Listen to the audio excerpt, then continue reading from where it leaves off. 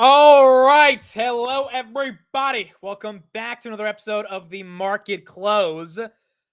We've got some things to talk about. We got 4 companies on deck that we will be looking at when we get into earnings. Thank you, everybody, for being here. We got Archer, Big Bear AI, Oklo, and ASTS. I'm putting a poll right here in the chat to see what people think, which one will outperform. Let me know which one you own. And this has been a relatively interesting day, primarily because Nvda and AMD, BMR, by the way, up 15%. It was up 30% at one point today. Hit $70, now back at 59.22. Nvda and AMD have basically agreed to a 15% tax that they will be paying. Call it a tax, call it a tariff, whatever you want to call it. It is 15% of the revenue that they are selling from chips into China. They will be giving to the U.S. federal government. And we got the confirmation from that today from Trump. We got the confirmation from Nvidia and AMD. And the market has had a relatively muted reaction, even though it feels kind of weird. And we haven't really seen this been done with the United States before. It's not one of those things that took those stocks down. They did go a bit higher. They couldn't break all-time highs. They got very close. Nvidia right here at 182. AMD was at 178. Now it's at 172. Overall, it was a bit of a muted reaction. Essentially a nothing burger, which is not too bad for some people that thought these would be relatively bad headlines for those stocks. And that's kind of the entire market. I mean, the S&P down about 0.21. It was green in the morning. Hoodie was at 117. Now it's at 114. SoFi was at 23. Now it's at 2250. UNH was pushing 260. Now it's at 252. Coinbase was at 330. Now at 320. I mean, throughout the entire day, it was, I would argue, a pretty flat day based on the results that we had. Even Tesla was at 346. And now it's at 340. So I don't think it's that crazy. It's it's August 11th, a Monday in August. You had some narratives around AMD and Nvidia that people thought would be bad for the semis. You had crypto that was running. Crypto's taking a little bit of a breather. Bitcoin now below 120 and Ethereum below 4,300. But overall, giving back some of these gains is not the craziest thing in the world to me as we get into the market close. Now, one headline we did have is Trump has extended the China tariff deadline for another 90 days. I don't think anyone expected anything outside of this. Lutnick basically said, I almost said Nutlick, bro. I caught myself there. Lutnick basically said last week that Trump is going to do this. It's just a question of when. He officially said today that he's doing it. So, I mean, that's bullish, but I think the market already knew it, so we didn't really get a reaction. And hopefully that leads to a trade deal coming with China soon. Now, if you missed it, here is what Trump said today about Nvidia and AMD. And this has kind of been the main headline of the day. Please go ahead. Thank you, Mr. President. I'm going to ask you 2 questions, one about China, one about Russia, if I could. On China, your administration agreed to send the most advanced or advanced NVIDIA and AMD chips. No, obsolete. No. Obsolete chip. Well, and then 15% of the I profits. mean the 20s. No. This is an old chip that China already has. And I deal with Jensen, who's a great guy, and NVIDIA. The chip that we're talking about, the H20, it's an old chip. China already has it in a different form, different name, but they have it. Or they have a combination of 2 will make up for it, and even then some. Now, Jensen's a very brilliant guy, and Jensen also has a new chip, the Blackwell. Do you know what the Blackwell is? The Blackwell is super duper advanced. I wouldn't make a deal with that, although it's possible I'd make a deal, a somewhat enhanced in a negative way Blackwell. In other words, take 30% to 50% off of it. But that's the latest and the greatest in the world. Nobody has it. They won't have it for 5 years. But the H20 is obsolete. You know, it's one of those things, but it still has a market. So I said, listen, I want 20% if I'm going to approve this for you, for the country, for our country, for the U.S. I don't want it myself. You know, every time I say like 747, I want, yeah, for the Air Force.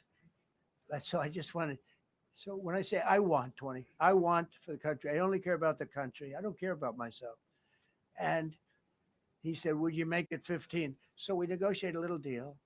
So he's selling a essentially old chip that Huawei has a similar chip, a chip that does the same thing. And I said, good, if I'm going to give it to you, because they have they have a stopper, what we call a stopper, not allowed to do it. A restricted is really known as a restrictive covenant. And I said, if I'm going to do that, I want you to pay us as a country something, because I'm giving you a release. I released them only from the H20. Now, on the Blackwell, I think he's coming to see me again about that, but that will be a unenhanced version of the big one. Like, I don't know if you know it, we will sometimes sell fighter jets to a country, and we'll give them 20% less than we have. You know what I mean, right? That's the same. So on Russia, It really felt like a simulation watching that here today, but essentially the important takeaways from that: number one, H20 chips only, not Blackwell. Number two, he didn't mention anything about AMD, but AMD did confirm this morning in a written statement that they have gotten the license for export controls granted to them today. So presumably AMD is likely going to be paying this 15% as well, even though we didn't get like explicit confirmation from Trump around this. Number three, he wanted 20%, and apparently Jensen got to negotiate him down to 15. So shout out to Jensen for all Nvidia shareholders and for AMD shareholders, because it seems like Jensen was the one who did this negotiation versus Lisa Su. And then fourth takeaway is that Blackwell theoretically will be sold to China, which as an Nvidia shareholder, like if I'm thinking purely about money, I like that a lot. If I'm thinking about the country, that's a whole different question, national security, all that stuff. But if I'm thinking purely about money, that's a lot more revenue coming to Nvidia, and the Chinese are dying to get the latest and greatest chips. Now, it's not going to be the most advanced version of Blackwell, but still it will be probably better than the H20. So this is why I don't think the announcement is bearish. You're not really seeing a reaction to the stock to the downside in a profound way. Same thing with AMD, because if they're able to sell more chips into China, and Jensen's perspective on this is nothing to do with national security. He believes that if we are going to have countries across the world build AI, they should be doing it on the American tech stack, even if that means they will become powerful, because you'd rather them use it on our infrastructure versus something like Huawei. And I think that's a fair point. So I think it's bullish. Stocks were relatively flat today. That's okay. But I think we will see some more momentum in the future earnings now that China revenue is coming back. BMR right here, 14%. So this one dumped from 70, still up 14% on the day. Can't get too upset about that.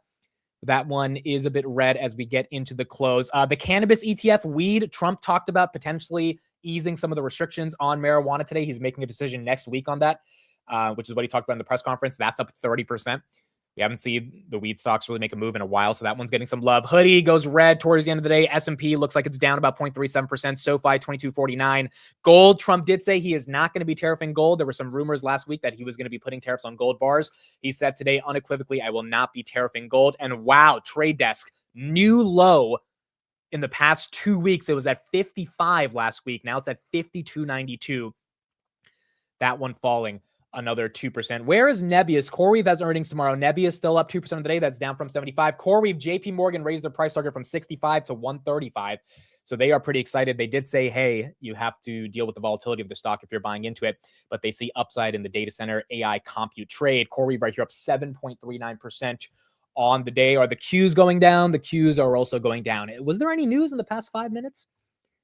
It might just be end of day dumping. I don't think there's anything very specific here to cause this. Yeah, I mean, it feels like it's just end of day dumping. White House did say they're on track for the Fed chair announcement this fall. This fall, we will likely know who is the new Fed chair, which will basically become the shadow chair. Also, yeah, that's a good point. CPI is tomorrow. I forgot. I mean, we talked about it in the morning. I'll be live early tomorrow, probably at 8:20 a.m. Eastern, 10 minutes before CPI. But I mean, CPI projections are a bit hot at 2.8%. I don't think it's that big of a deal, but the point is the market obviously might want to sell off a little bit before we get the CPI report. So that's one thing we'll look at as we get into the close. Now, 4 companies, 31% of you have said Big Bear AI is going to outperform. BBAI down 1%, AST down 2%, Archer down 2%, Oklo down 5%. These are the 4 names. We also have Next Decade and USAR, USA Rare Earth Minerals. That one's down 5%. Next Decade's down 3%. But these are the 4 that I know a lot of people care about. And 30% of you say Big Bear will outperform. The next best up is Oklo. Then you've got ASTS. Then you've got Archer. So we're going to see. I have no bets on any of these 4 stocks. Honestly, I can't even give you what like my gut reaction would be for which one does that. I just don't know enough about these names at all. Oklo's run a lot. Big Bear hasn't run as much. Archer, I just don't think you're going to get earnings. I mean, I kind of want to say ASTS because I feel like they'll announce like something that the street can get excited about, but not a lot of revenue or earnings for these companies. So we're going to see. I mean, Big Bear is the only one that actually has like real revenue and earnings. So we're going to see what they end up putting up. SBET also, weird day, dude. They bought more ETH like Tom Lee. but they don't get the Tom Lee premium. SharpLink down 6% on the day, while BMNR is up 15%, and kind of went the opposite direction. Also, we'll keep an eye on Intel after the close. Intel's CEO is meeting with Trump probably in the next 30 minutes. So whatever comes out of that, maybe we'll get some reports. But Intel right here is up about 3.4% of the day. Tesla holding strong at 3%. And then you have Bitcoin right here. That's getting a little bit of some downside momentum, 118.7. Here is what Dan Ives had to say about the AMD Nvidia deal. So an H20 chip in China just go up overnight by 15%. I mean, look, the reality, it's the cost of doing business, right? And I think when you look at Jensen, you look at anyone in the semi world, you need access to China. And it comes down to this is ultimately the path that they're going to have to go through. And look, in investors, it's a headline sort of risk or shocker. But the reality is that you need to get into China. It's what you got to do. Given where we were a few months ago, is this an improvement?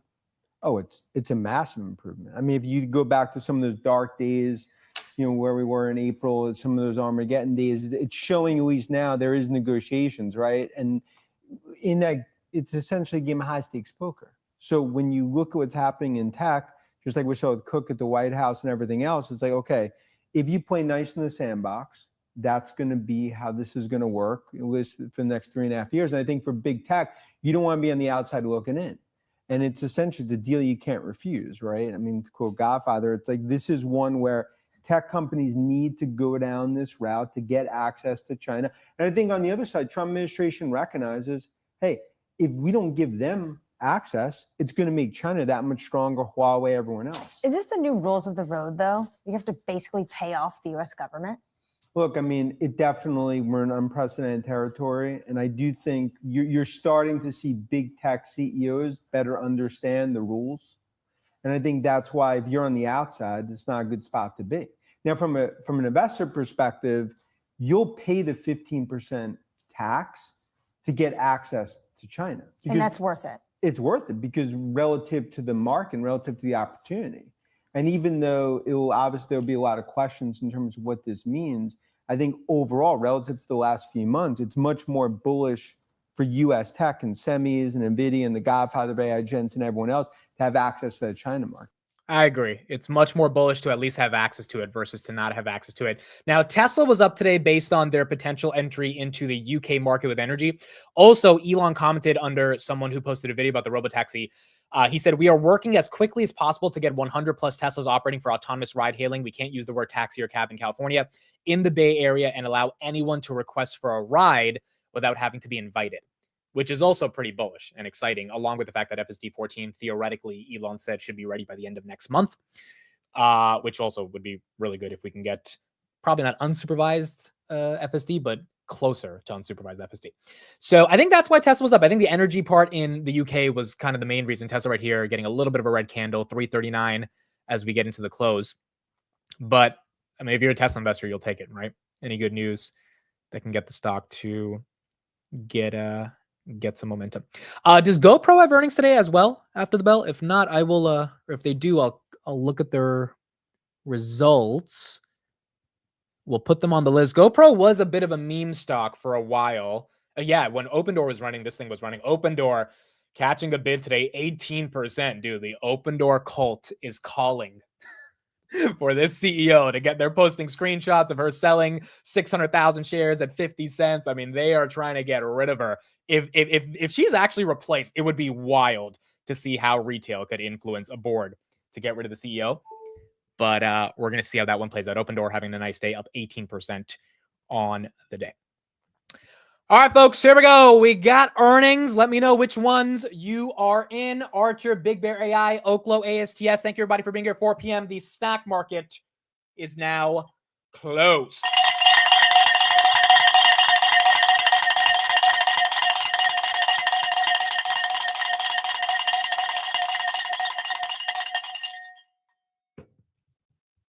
All right, markets closed. Let's see what we get. Open Door ends the day up 18%, $2.31. Nebius, not a bad day, 2%, closes above 70. CoreWeave closes just at 139.78. That's up 8% on the day. The Qs give back some of the gains, 0.31% down. Nvidia down about 0.3%. Bitmine closes the day up 15%. 8%, not too bad. Coinbase right here up 2.92%. SoFi 22.42. It did crack 23 at one point on the day. Hoodie 113.62. So Hoodie got dumped right into the close, down below that 117 level where it got to today. Palantir 182.68 as well. Palantir giving back some of the gains after a 20% week, so that is okay. Google right here just closed at 201. Apple at 227, relatively flat. Duolingo, just disgusting day, dude. I think Duolingo doesn't want my portfolio to win in the stock draft. I'll look at the stock draft and check in a second, and we'll see the updated results. But Duolingo, it's kind of making me interested. I'm not gonna lie, because all the earnings were good, and I'm not saying I'm buying it, but I'm like everything I saw on the earnings was great, but AI is the headwind for them. Like, I don't know. I'm not buying that as the narrative for what kills Duolingo, but that one right there down 8% on the day. Microsoft right here 521. That was also flat on the day, and then you had Meta, which I think was also flat. Meta right here, yeah, basically flat, 765.87. That one's red. All right, let's get into earnings. What do we got? What do we got? Big Bear, we are green, 5%, 7%, 7.4 on Big Bear, 760 is what you got on Big Bear AI. I don't see any of the other numbers yet. Archer's up 1%. ASTS is flat. Big Bear's there. Oklow's flat. Big Bear is the one that's running 8% on the day. Let's see what we get from Big Bear. Don't have their numbers. They should be coming out very soon. And then we'll be able to see. Street wants negative 6 cents a share and $40 million in revenue. That's what the street wants. Let me see if it's updated. Not updated yet. Plug Power did come in 20 cents versus 15 cents. They missed by 33 cents, negative 20 cents. And then 173 versus 157. EPS is up 40% year over year. Revenue's up 21% year over year. Plug Power, that stock down 7%. Plug Power is down 7%. Big Bear still ripping 7%. It's holding. It's holding 7% so far. Now it's 5.9. I'm trying to get the numbers. If they beat expectations, the street might be happy about it. Don't have the numbers yet. They should be coming out soon. By the way, for Oklo, street's expecting them to lose 11 cents a share and make no revenue. For ASTS, street's expecting 6 million of revenue and for them to lose 22 cents a share. For Archer, street wants 25 cents a share of a loss and $0 in revenue. So Big Bear and ASTS, some of the only companies that are actually going to be making some of the revenue. Bitmine, that's up a little bit after hours. Ethereum just below 4,300. Oklo, that's flat. ASTS, that's now down 1%, and Archer is up 0.5%. Big Bear losing some steam. It was up 7. Now it's up 3. Volume today was 90 million shares on Big Bear. By the way, BMNR volume today was insanity.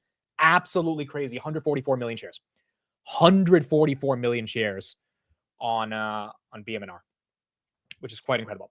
USAR, that's up about 1%. Nvidia's flat. Next Decade as well. That is also flat. Big Bear right there is up 4%. GoPro, I don't see any of the earnings yet. I believe they do have earnings today, though. GoPro stock is up 5%. Okay, so this one, again, very small cap, 206 million. It had a bit of a run when Open Door and Krispy Kreme were running 2 weeks ago. But we don't have the numbers yet on this one. Big Bear holding 5. Let's see if I can get these numbers. I still don't see them yet. Yeah, I still don't have them yet. Okay, so we're waiting for those. We're waiting for those. As an Oklo and ASTS investor, why do you guys care about earnings? That's a good question. It's what I was saying about Epsilon this morning. I had a conversation with Arnie over the weekend. He was like, dude, you got to tell these people to stop caring about the earnings because this is not a company that earnings matter. But it's still kind of fun seeing the results, right? So we still covered Epsilon earnings even if they don't matter. Oklo, I would agree. I mean, Oklo and ASTS, it realistically doesn't matter long term. I guess you just want to see some general updates that keeps it in the right direction. ASTS getting a little bit of a green candle, but we're not seeing the numbers yet. CPI does have everyone a little scared for tomorrow. That'll be important. I don't think CPI is going to be that big of a deal, but that one can definitely impact the way the market thinks of it. Okay, a lot of these companies, all I have is Plug Power. Let me see if I can. Let me go to Big Bear's website. Maybe I'll find it there. Don't have it on any other source. Let's see. Archer, nothing on their website yet. Big Bear. Big Bear had a partnership with Palantir back in 2021. I actually did a video on it a long time ago. Since then, I haven't really heard much from their collaboration, but it was a while ago. Is this it? Is this it? No, this is from May. Okay, still waiting. Not on the website. Archer's dumping. Is Archer dumping? Archer is dumping. 7% down. And falling. 7.5. Okay, so Archer's getting hit. Big Bear's at 415. Okay, well then the stock, whatever the stock did before the results, I guess is irrelevant until we get the actual results. Archer right there down 7.5. Again, Archer doesn't have much revenue, but their backlog is what I think people care about most. Let's see if we can pull their earnings up. Yeah, they don't have anything on their website yet either. Wait, do they?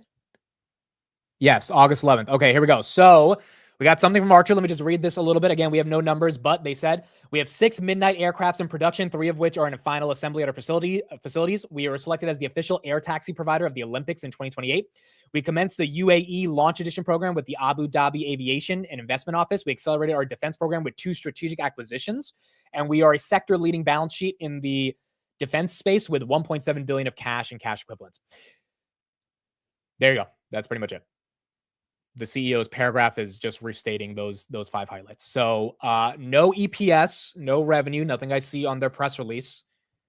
Those are the 5 reasons essentially anyone would be investing in Archer right now. So there you go. Stock's down though. Stock's down. I don't know what the street was expecting, but this stock is taking a bit of a hit after hours. Well, now it's kind of recovering. It was down 7, now it's down 3. Was down 7, now it's down 3. Oklo, that's flat. ASTS up a little bit, and then Big Bear. No update on their backlog yet. Didn't see that on the press release. Big Bear still up 5%. I don't have the Big Bear numbers. Don't have them yet. We already knew about all this info before Archer, before the earnings. I mean, yeah. I mean, like, but what else are they going to say, right? They're not putting up revenue or earnings, so they can just reiterate what they've been doing. But this is also why these earnings for these companies, they don't matter that much, you know? It is what it is. They're startups that are public. People believe in their potential, and that's what you're buying. And as long as they execute, then hopefully that potential is materialized. Archer right here, down about 3%. USAR, I don't see their numbers. That one's up 4%, so maybe there's something out. Let's see if I can find it. MP, by the way, had a great day. They got a $150 million loan from the DoD. Okay, here we go. Got their earnings. Net loss, $142 million. Adjusted EPS, 8 cents. That beat 13 cents negative. Adjusted net loss, 7.8. Cash, they have about 128 million. No debt.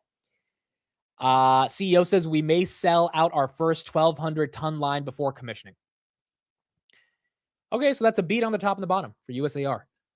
Up 2.9. Again, the rare earth mineral companies, they don't have crazy earnings either, but we just know there's going to be a lot of demand for rare earth minerals, especially when it comes to GPUs and data centers. So that is a tailwind from a broad perspective on those companies. That one's up 3%. They beat on the top and the bottom. They have 128 million cash, no debt. MP after hours. Wow, that was actually down 2%. In the morning, that was up 10%. Down 2% on the day, up a little bit after hours. Up a little bit after hours. Archer earnings, negative 17 cents versus 20 cents. Okay, so there you go. Those are the actual EPS numbers. It's a little bit better than expected on EPS. Archer right here, down 4%.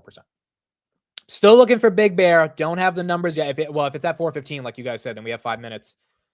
But we're not going to see any, whatever move the stock's making right now maybe is just people trading it, but there's no real numbers yet to justify it. Getty Images, they're a public company?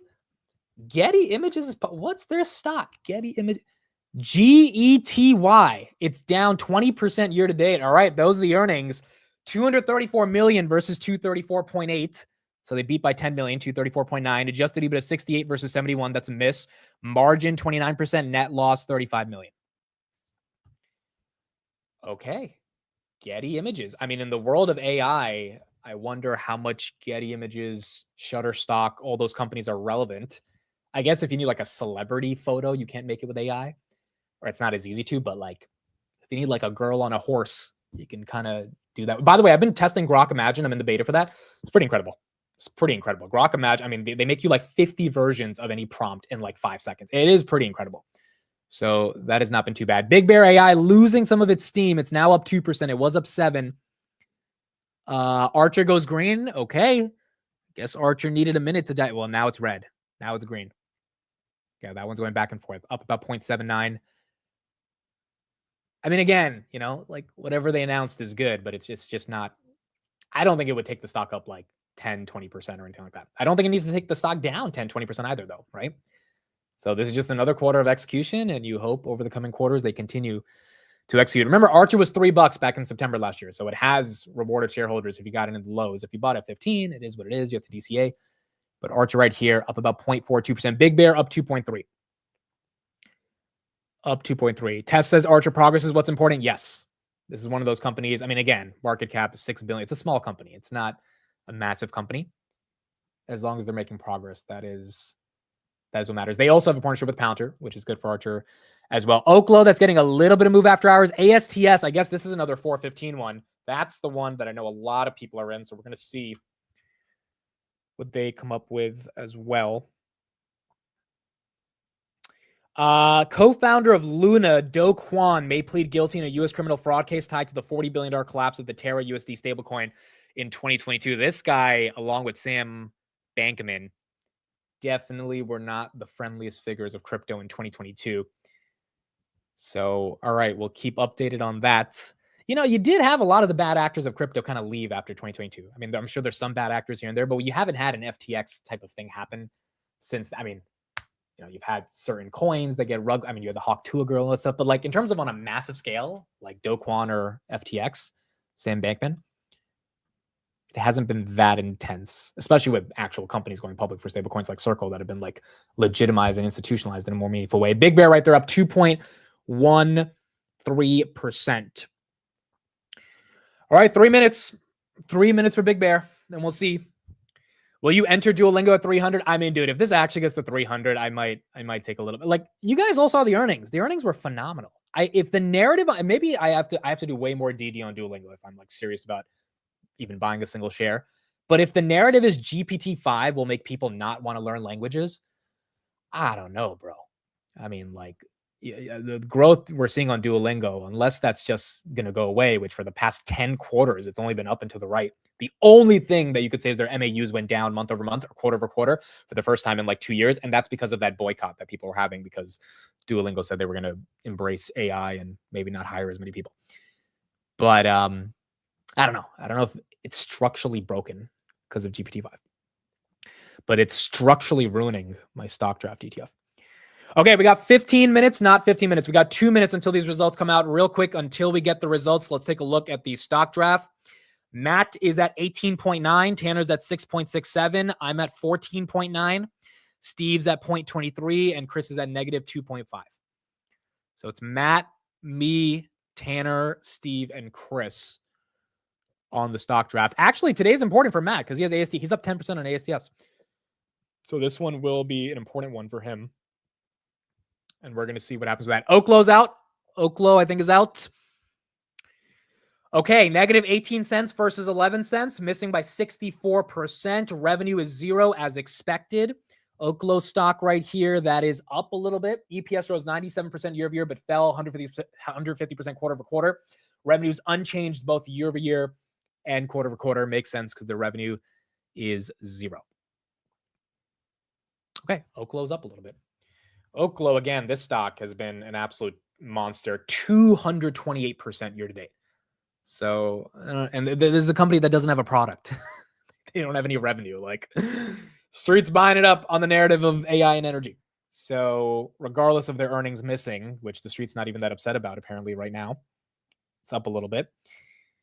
Can't be that upset if you're a Oklo shareholder. Is it pronounced Oklo or Oklo? I've heard Oklo. I've always thought Oklo. But maybe it's Oklo. Big Bear, all right. 1 minute. We should get the results. 1 minute. Let's see. Also, Trump's executive orders on nuclear has really helped Oklo, Nano Nuclear, SMR, all those companies. So that as a broad narrative has been really good for them. Oh, she's dumping. She's dumping. Oh, no. She's gone. She's done. Oh, my goodness. Oh, crap. Hold on. Let's see if that can reverse. 11% down. That's dumping. 15% at $5. 17%. 20%. Oh, let's see if that reverses. Let's see if that reverses at all. 18% down. That's nasty. It's definitely ugly, but 17% is aggressive unless the earnings warrant that. But we got to see how bad is it. ASTS is down with it. ASTS. Oh, ASTS goes down 7%. 7% with ASTS. Big Bear 18. Let me see if I can get the numbers. Big Bear. Oh boy, that's ugly. I'm sorry, but that's ugly. The street wanted them to lose 6 cents a share. They lost 71 cents a share. That's a 1,083% miss. Revenue, the street wanted 41 million. They came in at 32 million. That's a 20% miss. Revenue is down 18% year over year. EPS is down 1,300% year over year. That's a bit ugly. Oklo's now falling. Oklo's down 5%. ASTS, I'll get in a second. ASTS down 3. Big Bear, it was down 20. Now it's down 15. Bottomed at 568 so far. We'll see if that rebounds. It's a little ugly. Again, you're buying this for the potential. You're buying this for their future growth. You're buying this for, whatever you think Big Bear AI can do in the future, their government contracts, all this stuff. But these earnings are just not pretty. And if you're a long-term investor, I mean, obviously, either it's a thesis breaker or, hey, this is a great buy the dip because this is one bad quarter. One bad quarter does not make or break a company. But I think we're going to have to dive in to see what the heck happened this quarter to cause this type of a reaction. It's a bit ugly. ASTS, I will try to see if I can get those numbers. Big Bear now recovering a little bit. I mean, it was down 20. Now it's down 14. It's back to prices that it was at last week. So although it's not up 14, maybe it doesn't have to be down 20, right? Maybe it doesn't have to get dumped. Maybe buyers are stepping in. But that one trying to find its footing. Archer's now down 4. Oklo's down 4. And ASTS is also down 4. ASTS, okay. Cactus Jack, thank you for this. ASTS EPS -41 versus -22. They missed by 86%. Revenue 1 million versus 6 million. They missed by 81%. EPS is up 20% year over year. Revenue is up 30% year over year. EPS is down 105% quarter over quarter. Revenue is up 61% quarter over quarter. ASTS making a little bit of a comeback though. I mean, that's a pretty ugly miss on ASTS as well, but it's trying to get that green candle right there back up to 45.92. It's at 45.70. Let's see if that can go green. There you go. ASTS trying to go green after hit 46 for a second, trying to go green. But that one was also a pretty big miss. There you go. Tess says people don't understand Big Bear AI, and that's okay. Don't invest in you don't know. Yeah, I think that's fair. You don't invest in what you don't know. Look, the thing about Big Bear AI is like, if you understand what they're doing and they have a crappy quarter, it is what it is. It's a crappy quarter. Like, you move on. A lot of companies have crappy quarters in the early stages of them becoming a company. This is a $2 billion company. It's not a big company. And you buy the dip when you have a crappy quarter if you believe the thesis is intact. Now, if there's a thesis breaker, that's a different question. And we'll go through the earnings and see if there's anything that's a real thesis breaker. But if it's just a crappy quarter, it's a crappy quarter. I'm assuming the CEO probably will have some explanation for why revenue is down 20% year over year. Archer right here down 3%. Material corporations up a little bit. ASTS now still falling, down 3. Big Bear AI demand is off the chain. It's supply chain. That's their issue. Well, let's go to their website. Let's see what they put up and let's see what they have to say. So we'll get back to ASTS in a second. Here is the Big Bear AI quarter itself. And here's what the CEO had to say. Our robust balance sheet allows us to make significant transformational investments to shape the future of Big Bear AI. Our capital raising activities this quarter coincide with the tremendous opportunities we see coming from the One Big Beautiful Bill, particularly in the Department of Homeland Security, and several of which are uniquely aligned to our core capabilities. This legislation will bring a generational investment and provides over $170 billion in supplemental funding to the DoD and $150 billion for defense disruptive technology. This is not incremental funding for innovation. This is a transformative level of investment. As a mission-ready AI company with a national and border security focus, it's directly in our lane. Okay, so the first paragraph of this earnings is them saying, hey, the Big Beautiful Bill will be bullish for Big Bear AI. Second paragraph, beyond the opportunities we're pursuing in the U.S. this quarter, we signed a transformative partnership with leading companies in the UAE, focused on accelerating the development and adoption of AI across several domains and applications. This is just the beginning of our international expansion and demonstrates the need for Big Bear AI's technology and solutions across the world. Okay, then he says, while we are very optimistic with these significant investments and growth opportunities, we have also seen disruptions in federal contracts from efficiency efforts this quarter. That's probably why the stock's taking a hit. Most notably in programs to support the U.S. Army as they seek to consolidate and modernize their data architecture. In turn, we have adjusted our full year guidance this quarter to reflect those disruptions. That's probably the paragraph that the algos are not liking. Our record cash balance will enable us to make significant investments, both organically and inorganically, in an order of a magnitude that was not possible before. Revenue decreased 18% year over year. Gross margin was 25% compared to 27.8%. So that's down 2.7%. Net loss was $228 million compared to $14 million last year. So that's another $214 million increase of GAAP losses. Again, not the worst thing in the world, but if they are growing, then you can kind of forgive some of those losses. In this quarter, they're not growing, but in the future, that's what you would expect. Non-GAAP adjusted EBITDA of negative 8.5 million, SG&A of 21.5 million. They have a backlog of about 380 million. So their revenue was what, 32 million? They have a backlog of 10x their revenue, which is nice to see.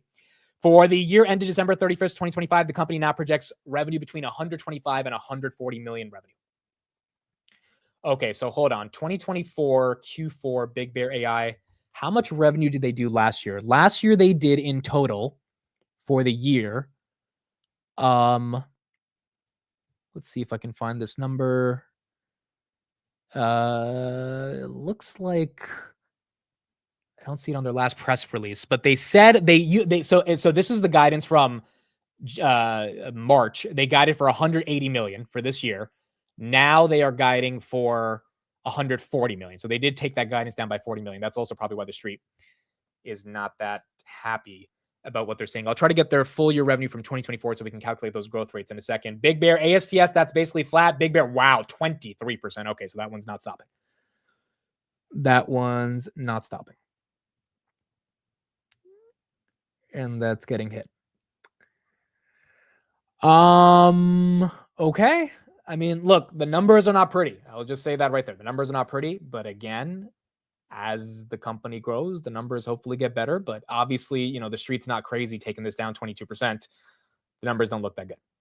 I mean, it is what it is. When you have numbers like that, particularly when they said that the government contracts have become hard for them to win, which is essentially what they're saying. You know, you had Palantir say that stock would be down 40%. You know, so Palantir is growing government revenues. Again, Palantir and Big Bear AI can't be that compared. Just as a pure AI company, one's a much bigger company than the other. But if you're not winning those contracts, someone is, right? And that is where you could be seeing some consolidation in the government space. C3 AI had a pretty ugly quarter as well. I mean, their revenue was basically down the same as Big Bear. They were down 20% year over year. Big Bear is down 18% year over year. Now, noticeably, the CEO on the press release I just read, he didn't mention anything about the crappy numbers. At least C3 AI, Tom Siebel said, hey, these results were unacceptable. The Big Bear CEO, from what I'm reading, just said, you know, the big, beautiful bill is going to create a lot of opportunity, and we've seen some disruption, but he has not really said anything to the extent of the results were unacceptable or anything like that. So we're going to have to see what happens with this one. C3 right here, down 25%. Duolingo's up a little bit after hours. Oklo down 1%. And then ASTS will pull up their earnings in a second. That's down, you know, nothing, down less than 0.5%. Big Bear is the one that's getting hit, down 24% now on the day. On the day. Let me see. I'm trying to find out what was their revenue in 2024 full year. Big Bear AI full year revenue. Oh, I got it. 158. Oh, wow. That's also why okay. I think that's why the stock is down. So they did 158 million in revenue last year, 2024. They're guiding for 140 on the high end of their guidance for 2025. That means they are looking to end the year. If we just do the math, that would be an 11% decline year over year. This quarter was 18% down. So unless they're really sandbagging, but now 25% down, 530. Yeah, they're not growing this year, apparently, based on their guidance. ASTS almost green. ASTS almost green. Almost green. There you go. All right, that's what you got for Big Bear. I mean, again, look, not a good quarter. Hopefully this quarter changes. And it looks like the majority of their contracting is in the federal government. So that is why I think the stock is getting hit the most, because, you know, when the algos are reading the words from the press release and the words are, hey, federal government contracting, not good. You know, that's the biggest contributor, at least at this moment, to earnings. Maybe in the future it's different. That is why I think that stock is getting hit. Now, ASTS did not have the best quarter either in terms of expectations I mean, this one was kind of ugly, right? Missed by 86%, 41 cents versus 22 cents, 1.15 versus 6 million. But that stock, people are trading on a different vibe, I guess, to that stock, because you would think an 80% miss on the top and the bottom would hurt it. But then again, ASTS doesn't really trade off earnings either. They trade off future deals and potential for them to be a massive Starlink competitor in the future. Big Bear now down 27.5%. Stock's 12 cents away from going below $5. Intel, how is Intel? Yes, I'm going to pull up the ASTS press release. By the way, should we listen to the ASTS call? Should we listen to it? I don't own it, but I'm willing to listen if you guys want to listen to it. Intel is up about 0.5% after hours. Up 0.5%. Okay, so is it a boring call, dude? Be honest. If you're an investor in AS, is it a boring call? Is it like are we going to be like just messing around in the chat the whole time because it's that boring? I mean, we're probably going to be doing it even if it's not boring, but still, like, is it boring or is it like worth listening to? All right, ASTS, let's go to their results and see. Quarterly results, second quarter results. Is this it? Their results are not posted, folks. They didn't post it yet. I have nothing to look at. We only got first quarter, so we got to wait till second quarter. Let's see if there's any coverage on these names. I don't know if CNBC cares about Big Bear or ASTS or Oklo. Let's see if there's any coverage, but they might not care about these. Yeah, not getting much. There's a little bit of Intel coverage. Let's take a look at that, and then we'll see what else we can get. Streets here in D.C. That is Intel CEO Lip-Bu Tan arriving at the southwest gate of the White House for his meeting with President Trump, which we believe is underway now. No confirmation of that exactly from the White House. That's Intel's top lobbyist at his side, and you can imagine the scale of the lobbying task that they have before them. The CEO's got to convince the President of the United States that he is not, in fact, too close to China, not conflicted by China ties. He has argued that, All right, I have the ASTS press release. Here we go. ASTS. CEO, we are confirming our fully funded plan to deploy 45 to 60 satellites into orbit by 2026 to support continuous service in the US, Europe, Japan, and other strategic markets. We have also planned orbital launches every 1 to 2 months on average during 2025 and 2026. In orbit today, we have 6 satellites, 5 fully operational, and 1 test satellite for both commercial and government applications. We have completed the assembly of microns or phased arrays of 8 Block 2 Bluebird satellites, and we are on target to complete 40 satellite equivalents of microns by early 2026 to support full voice data and video space-based cellular broadband services. Okay, so there's not a lot of numbers for them to show, but those are sort of the qualitative things that they care about. You do have a couple of numbers here. They have a $1.5 billion in cash. What's the market cap? I think it's like Big Bear, by the way, down 24%. I think the market cap is 12 billion, 15 billion. Okay, so enterprise value around 14 billion. They raised 570 million from that 7-year convertible note. We covered that a couple weeks ago. They secured 100 million in equipment financing. That's fine. They have about $1 billion in cash, 939 million. Total OPEX for second quarter was 74 million. 22 of depreciation and amortization. That's not crazy. Adjusted OPEX was 51 million. They have approximately 906 million in gross capitalized property and equipment costs. Okay, so I mean, as long as they are planning for 45 to 60 satellites to go into orbit by 2026, which is what I think the street cares about, their ability to get those satellites up and running. ASTS right here up a little bit after hours, now at 47. That's actually up from 45.92, which is not too bad. I mean, not horrible. There you go, up 3%. Why were the revenue targets that aggressive and the EPS? Like, they missed by 80% on EPS and revenue. Like, who on the street was expecting them to put up those types of numbers? Because it doesn't seem like they're anywhere near that, but they don't need to be near that at this stage. ASTS right here up 3%. Up 3%.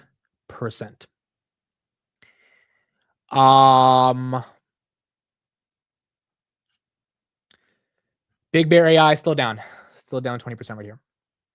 Look, here's the thing. I see some people saying they're angry about Big Bear AI. I mean, look, this is what happens. Sometimes companies have crappy quarters, and yeah, it forces you to recognize, do you care about that company or not? If you have full confidence in your I mean, same thing with me and Grab, right? Grab had a great quarter. Stock didn't react. I'm not losing sleep at night because I believe in the company. I believe in the quarter. The results are in the right direction. The stock's not reacting. That's something I can't control. Now, on Big Bear, if you've genuinely lost faith in the company based on the numbers that you're seeing, which it's a question of your own personal conviction, right? Then you have to make that assumption. But if you bought it because you knew nothing about it other than, hey, it's AI, then, that's everyone has to deal with the lessons of like, I've done that this year. I got cooked on Webull buying it just for the hell of buying it, right? It happens. But if there is a fundamental thesis, and I haven't done a deep dive on Big Bear, I think it deserves a deep dive. I have not done a deep dive. From the numbers I looked at, you're having negative growth year over year. And that's just not really exciting in the world of AI because every AI company is growing pretty fast. So if you have negative growth, that's why the stock's going to probably take a hit. I would not be surprised if this recovers tomorrow, though. I mean, you got a lot of people that believe in Big Bear. And so even with the bad earnings where the stock's reacting after hours, I would not be surprised if this one recovers and at least gets back into that 650 range going into the next coming days. But we're going to have to see. Thought I barely understand the market. I do not at all. No, first of all, none of us, I think, fully understand the market. But like the one thing that's understandable is it makes sense why Big Bear's down 24%. They missed EPS by 1,000%. Like if you miss EPS by that much, I mean, your stock, it could take a hit. If you miss revenue by 80%, your stock can take a hit. So that doesn't mean the thesis is broken, but it definitely makes sense why the stock is getting hurt after hours. Oklo right here down 2%. Intel up a little bit. Let's go back to some of that Intel coverage, and then we'll keep going from there. As a Malaysian, he simply does the best for the company that he can do. And we'll see if that argument holds forth today here at the White House. This is a president who feels it's within his remit to tell companies who should and shouldn't be their CEO based on what he's seeing and how he feels about that person. So a real challenge here for Intel to figure out how to handle this situation.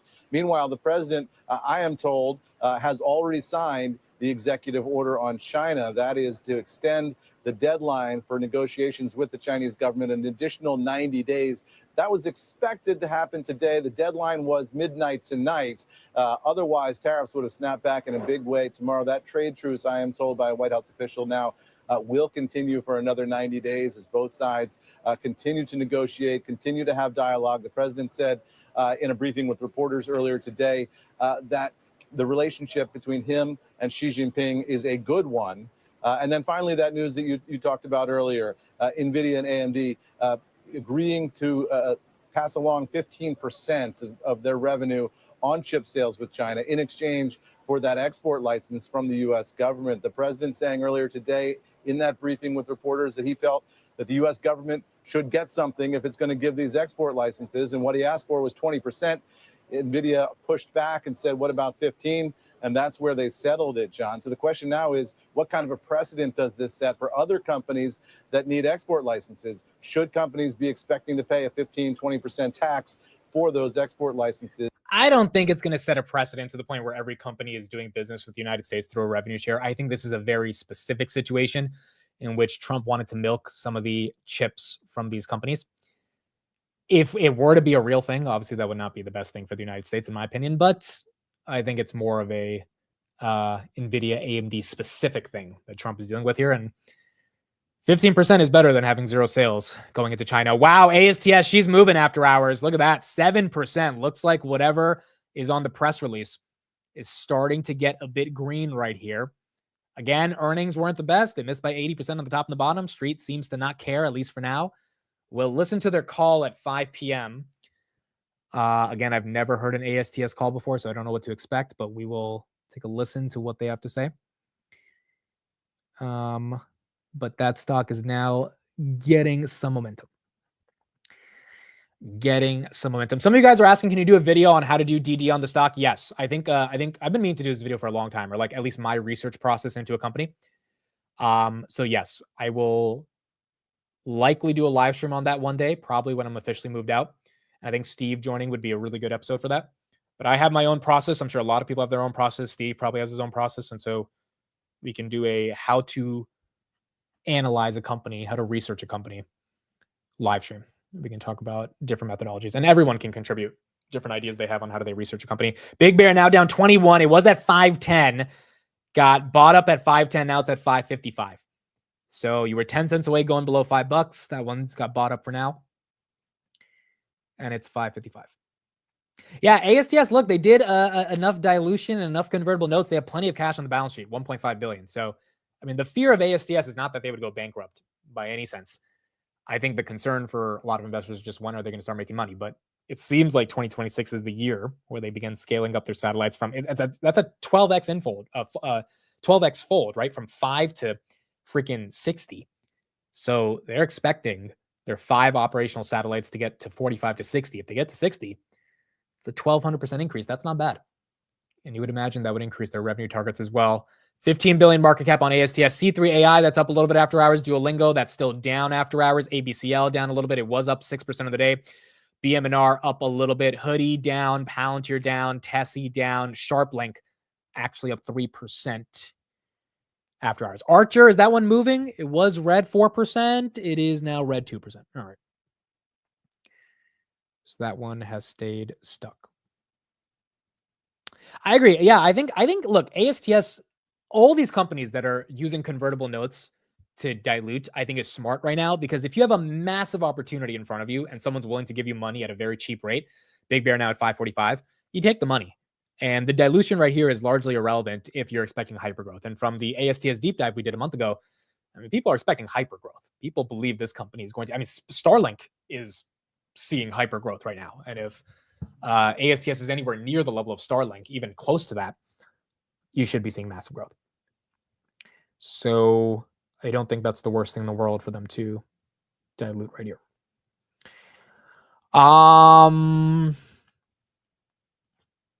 But yeah, Big Bear is getting hit. Big Bear is indeed getting hit right here. And look, again, like, it sucks that it's down 22%, but it's like, if you have that bad of a miss, it's going to go down. Like, it's just that the guidance is now at negative 11% growth year over year. Like, in the hottest sector called AI, if you're not even growing, your stock's not going to get love the day where you announce it's not growing. Now, tomorrow is a different day. Coming weeks are a different day. They could announce some big partnership in a month, or anything can change. But I think anyone should be able to reasonably understand why this thing is getting hit. It's just a question of if it actually stays at these levels. Rocket Lab after hours, that's slightly down. ASTS not really moving it, but ASTS is up now 8%, 7.5% after hours. Okay, let's hear from Mr. Dan Niles on the state of the Max 7 and what he's thinking about Nvidia and AMD. Taking a step back here, just from an investor perspective, with all of this DC news, whether it's rare earths investments, a steel stake, now this chips revenue, this administration is far more hands-on than we've been used to in our lifetime when it comes to the operations of business. Is that anything for investors to factor in, or does it not matter? I mean, it obviously matters, John, but the question is hands-on positive for U.S. companies or negative? And I think for each company, it's very different. So it's certainly something I take into account. The bigger thing for me is, do you have some stability of policy? Do you have a policy one week and then it flips the next? And right now, that's what concerns me a little bit more is this a stable policy where things get better from here? Or, a month out, do you find out that the U.S. has banned chips to China? Or you could have, down the road, China saying, hey, we're just going to ban the import of Nvidia chips and, make everybody use Huawei chips. So that's what I'm more concerned about to some degree. Dan, if I remember correctly, you were skeptical of the longevity of this run in the market that we've had, but, in the short term, expecting that things would be good. It's been running for a while. What do you see in this market now? Yeah, I mean, if you look at some of what I've written, I continue to believe there's going to be a melt up between now and Thanksgiving. I mean, you can look at what's going on, right? You have the return of meme stocks, so American Eagle. You've got hot IPOs again in the marketplace, like Figma.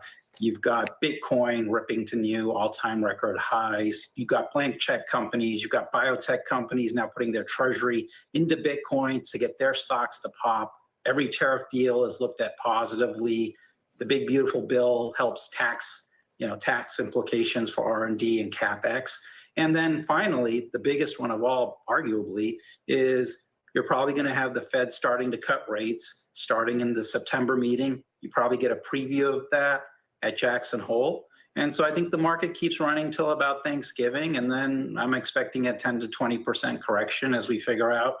Dude, who agrees with that? I don't know. I'll put a poll right here in the chat. A 10 to 20% correction after Thanksgiving during the Santa Claus rally. And I think his argument is based on tariffs finally taking into effect. So I'll put that in the chat. But do you agree? What, we melt up to 6,800, then we fall back to 6,200 to end out the year? That's quite a prediction. I mean, it could happen, but I don't know. I don't know if that's how it plays out. This is demand that's been pulled forward, and holiday demand doesn't turn out to be that great. So that's kind of how I'm tactically looking at this market. I was just going to ask you, Dan, why November? But you kind of touched on it. It sounds like you think there's a pull forward ahead of that. I mean, does this feel bubblicious to you when you make a comparison with some of these things like specs, for example, to 2021? Absolutely. And remember back in 2021, you had CPI start the year at 1.4%. It went to 7%. And the Fed said it was transitory. Everybody wants to believe it's transitory. And the S&P is up 27%. So now everybody wants to believe that 38% year-over-year growth in imports that we saw in Q1 for the U.S. economy inside GDP, right? And the U.S. is 25% of global GDP. And you've got imports up 38%. Everybody wants to believe, oh, well, that's just natural demand. It clearly isn't. And you started to see some of that give back already starting.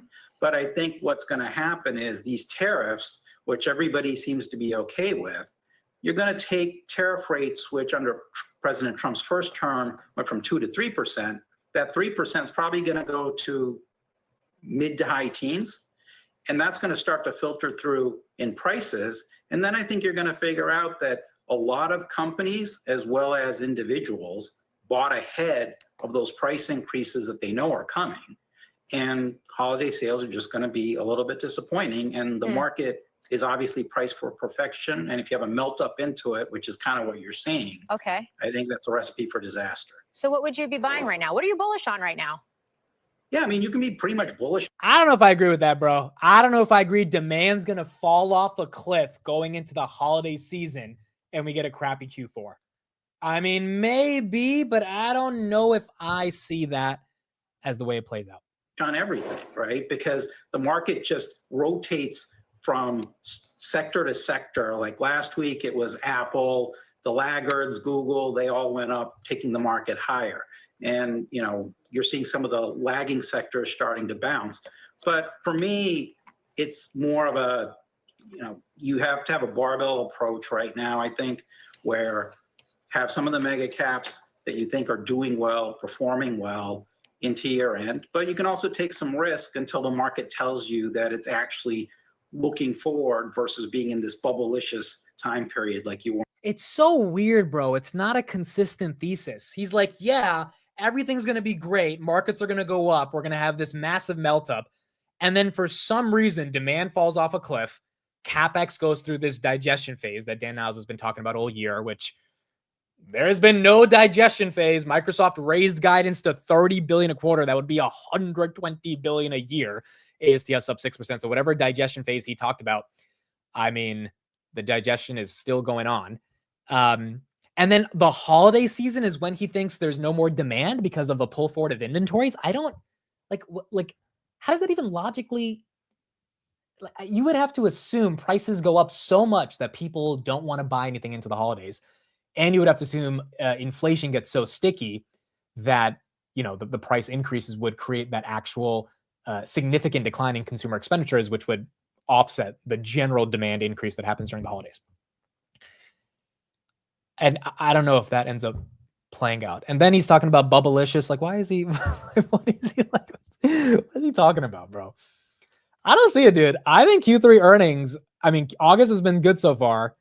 July, August, September is Q3. July was phenomenal. We saw some pretty amazing action in July. We saw a bunch of different things happen, deals, consumer retail sales, everything. The only issue we had was that job labor market report.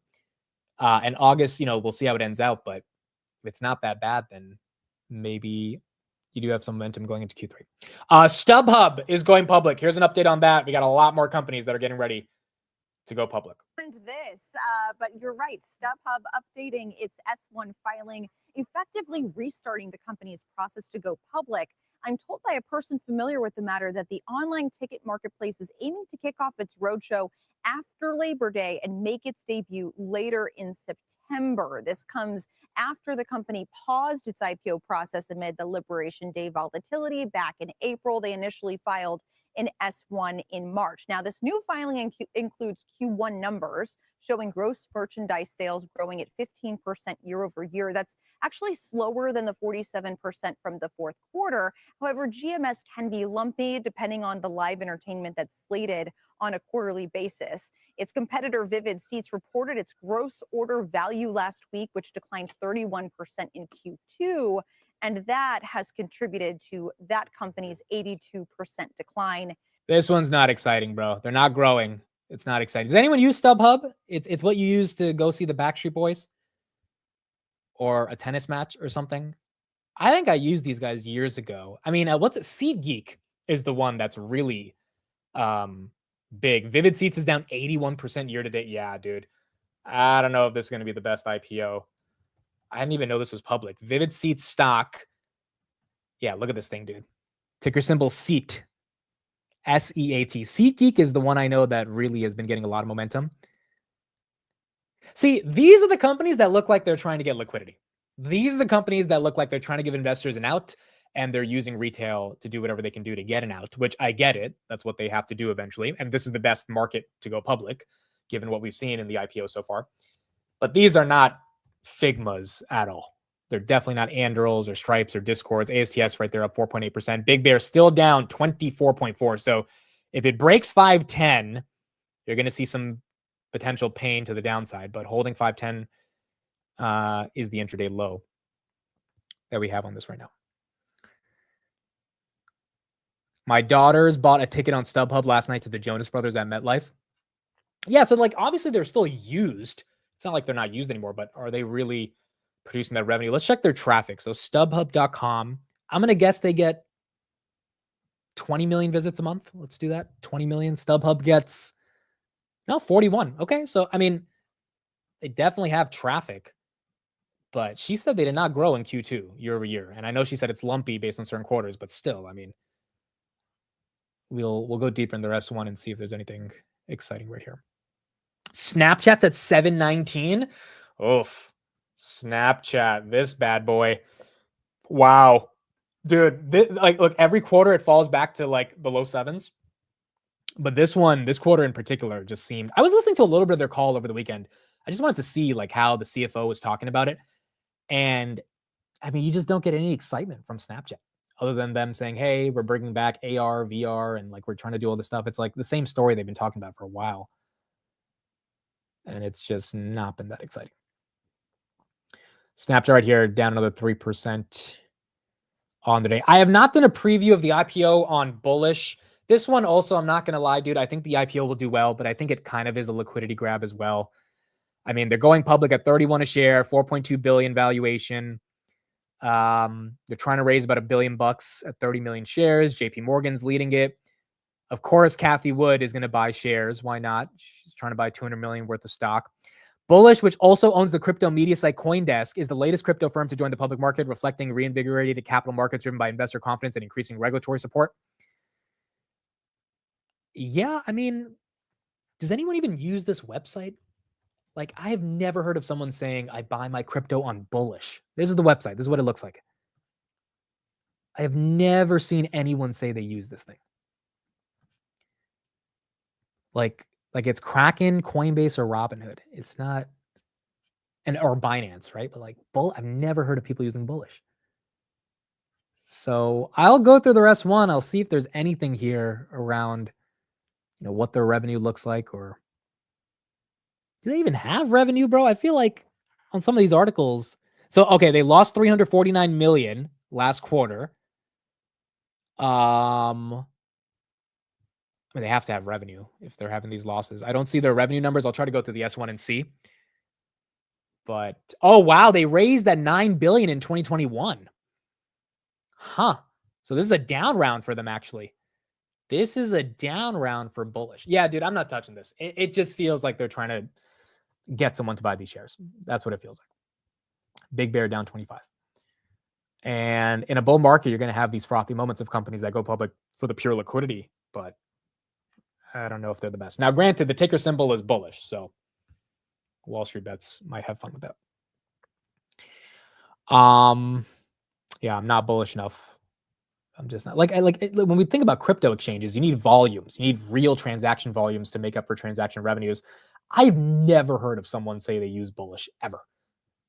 So it's like just the brand association of it doesn't seem to be as aggressive in the crypto space. The only reason I think it's getting credit is because Peter Thiel is probably an early investor, and that's great for Peter Thiel. But I don't know if that means that it's the best IPO or the best company that's out there. BM&R right here is up another 3.54% after hours, 61. This one has had some fun today. Is Oklo moving at all? We had their earnings. Oklo is down 1%. All right, there you go. So a little bit of an ugly day for some of these names. Again, not the most important companies in the world, but still, they were down. ASTS is the only one that's actually green after hours, up 7.3.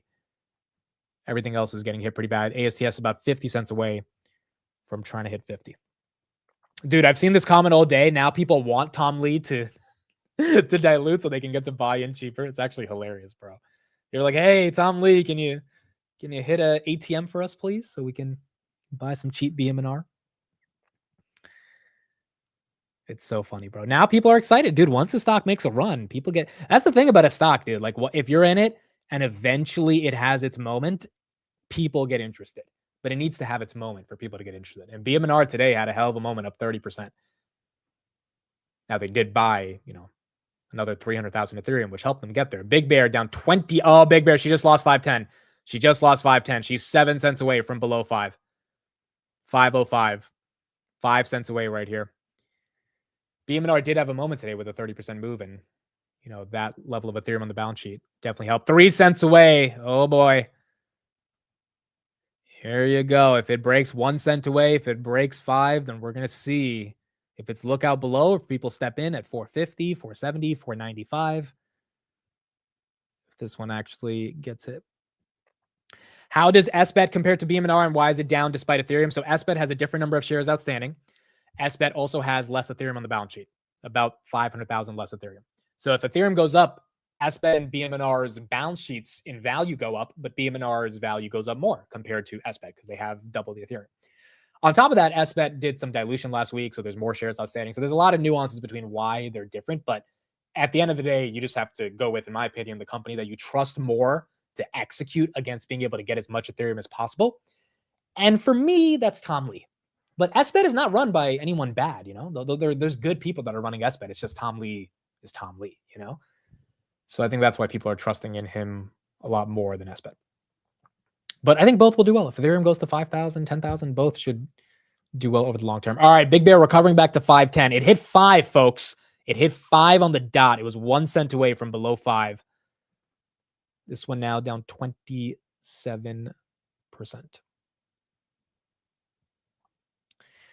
Call just ended on Big Bear AI with no Q&A. Really? Wait, Tess, you were listening to it just now? Hold on. Is it on? The call just ended with no Q&A? Was anyone streaming it? Yeah. Yeah, streamed 32 seconds ago. Hold on. Let's pull this up. This will conclude today's conference. You may disconnect us.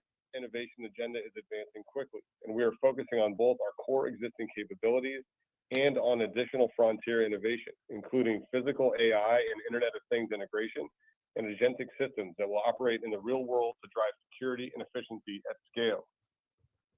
Partnerships are going under the center of AI, and we're building the team to execute. Thank you to our Big Bear AI team and our shareholders for your continued support. I look forward to speaking with all of you next quarter to update you on our progress. Oh boy. I'm sorry, but if you don't do a Q&A, you've kind of entered GameStop territory at that point.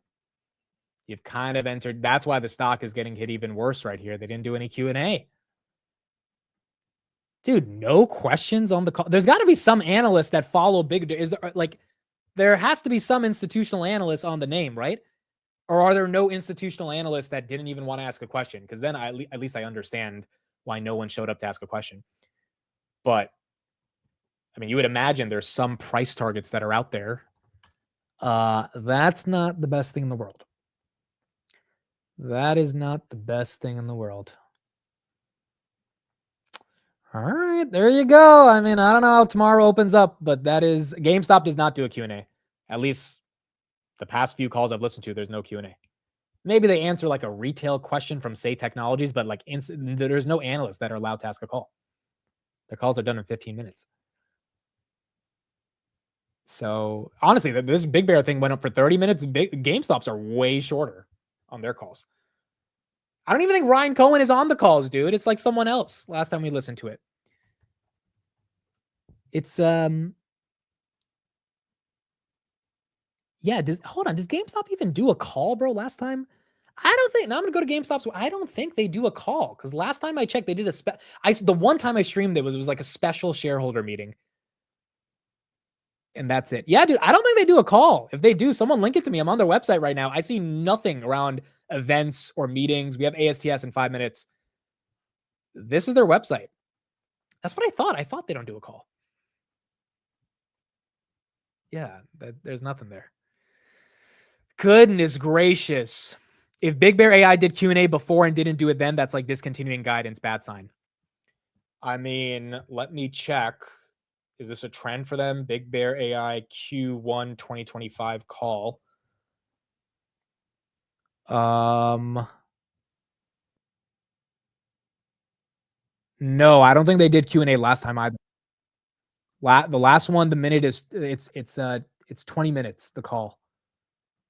With focus, with urgency, and with a foundation that is designed to deliver lasting value for our customers, our partners, our employees, and our shareholders. Thank you for your time today on our first quarter call. Yeah, they don't do questions, bro. Okay, so it can't be that surprising, but I wonder why they don't do questions. Are there no institutional analysts that cover this name? I find that hard to believe. Or do they tell the analysts, hey, don't show up because we don't want to answer any questions, which is a lot worse. BitMine up 3% after hour, ASTS up 7.67%. Yeah, it's very similar to at least they do a call. GameStop, I don't see any calls on their website. There's no history of calls. And that's what I thought. They don't do any calls. They did one shareholder meeting back in May of 2024. That was 15 minutes long. Dude, I don't stream GameStop, but there were like 3,000 people who joined the stream. And then after the call ended, it was 15 minutes. They didn't say anything. I was like, dude, that was a pile of shit. The amount of hate in the chat because these random GameStop people just found me because I was the one streaming it because no one else was streaming it. And they're like, who is this guy? Why does he hate Roaring Kitty? I'm like, dude, they just talked for 15 minutes and didn't say anything. What are we talking about? So people were pretty upset. But yeah, at least we know Big Bear has not done questions in the past. So it's not like something new, but still not the best thing in the world to not do questions. All right, ASTS, let me pull this up. Their call should be starting in about 2 minutes. And we will get into their call. Again, I've never heard this call before. If it's boring, I'm sorry. I'll be in the chat. But for all of you that love ASTS, let's see what they can say. And will we get on the call? All right, let's be starting in about a minute. I'm not listening to Archer. We're listening to ASTS. But again, I don't think Archer is going to say anything that crazy either, right? Archer, the same updates. Again, you kind of can't hate on a lot of these companies. They're very small companies that are just growing into what they could become. And although it's ugly for Big Bear AI, I mean, realistically, what are they going to say, right? Like their growth sucks. The government growth is not good. They already said that. And that's it. So you kind of got to believe in their long-term vision if you're a shareholder of this company. Rocket Lab right here down a little bit after hours. ASTS is up 8%, but it is nice when a company does an earnings call and is mature enough to answer questions from investors. Similar to Investor Day. Like I was so happy Robinhood did an Investor Day in December because it just means that they are prepared to share a 10-year vision and to take questions from investors on how they plan to execute for that vision. So it's always nice when you see those companies doing that. And obviously, without the Q&A, it just leaves people wondering a lot more about what's going on in the company. Pub gaming, Pubmatic, that's down 21%. I have no idea what this company does. Pubmatic. Advertising company. Dude, advertising's been taking a hit across the board. The only three companies, AppLovin, Meta, and Google, have really had a good advertising earnings, or have had a good earnings that are in advertising. Google and Meta, obviously, because they're Google and Meta, but AppLovin growing 77% year over year, $157 billion market cap. Trade Desk, Pubmatic, a lot of these other names just taking nasty hits in the ad space. And so maybe we're seeing a little bit of consolidation as well. Even Snapchat, one of the reasons they said they had a crappy quarter was because advertising is dying down for them, which in my opinion just means advertisers are switching to some of the other platforms. Okay, ASTS, are we live? Let me see. We are not live yet. It's 5:01. Should be starting soon, and then I will switch over. Yeah, I agree. Trade Desk wasn't that bad of an earnings. It's just wild how bad now their guidance was pretty crappy, but the earnings themselves were not horrible. Trump tweeted about Intel. Oh boy. Let's see. Trump said, okay, here we go. Trump said, I met with the CEO of Intel along with the Secretary of Commerce, Howard Lutnick, and Secretary of Treasury, Scott Bessent. The meeting was a very interesting one. His success and rise is an amazing story.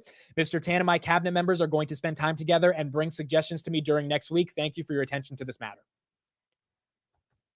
Intel is up 1%. Dude, how awkward of a meeting. Trump saying, hey, you're a Chinese spy. And the other guy walks in. He's like, well, Mr. President, I'm not a Chinese spy, but like, goodness gracious, that must have been awkward. All right. So it looks like we'll get some resolution for Intel. Here we go. ASTS is live. Let's get into their call. Today, I'm also joined by Chairman and CEO Abel Avalon and our Chief Financial Officer, Andy Johnson. Let me refer you to slide 2 of the presentation, which contains our safe harbor disclaimer. During today's call, we may make certain forward-looking statements. These statements are based on current expectations and assumptions, and as a result are subject to risks and uncertainties. Many factors could cause actual events to differ materially from the forward-looking statements on this call. For more information about these risks and uncertainties, please refer to the Risk Factors section of AST SpaceMobile's annual report on Form 10-K for the year that ended December 31st, 2024, Form 10-Q filed with the SEC on May 12th, 2025, and Form 10-Q filed with the SEC on August 11th, 2025, all with the Securities and Exchange Commission and other documents filed by AST SpaceMobile with the SEC from time to time. Also, after our initial remarks, we will be starting our Q&A section with questions submitted in advance by our shareholders. For those of you who may be new to our company and mission, there are over 5 billion mobile phones in use today around the world, but many of us still experience gaps in coverage as we live, work, and travel. Additionally, there are billions of people without cellular broadband and who remain unconnected to the global economy. The markets we are pursuing are massive, and the problem we are solving is important. Second quarter was one of our most productive quarters ever for AST SpaceMobile, with notable progress to the date across many important areas, including manufacturing, regulatory, commercial, and government efforts, capital raising, and readiness for intermittent nationwide service in the United States by the end of this year. Just 3 months ago, I highlighted that the company had reached an inflection point as we progress towards scale commercialization of our network. Since our first quarter conference call, we have made significant advances in our commercialization initiative, while continuing to secure highly valuable spectrum, creating a further barrier of entry when combined with our portfolio of over 3,700 patents and patent pending claims. This progress comes as we continue to improve our manufacturing program, including the shipping of the largest satellites ever created for low Earth orbits. I am increasingly confident in our direction, strategy, and position in the growing direct-to-device cellular broadband market that we created. I want to cover several updates, including highlights of the past few months, before Scott and Andy discuss the details.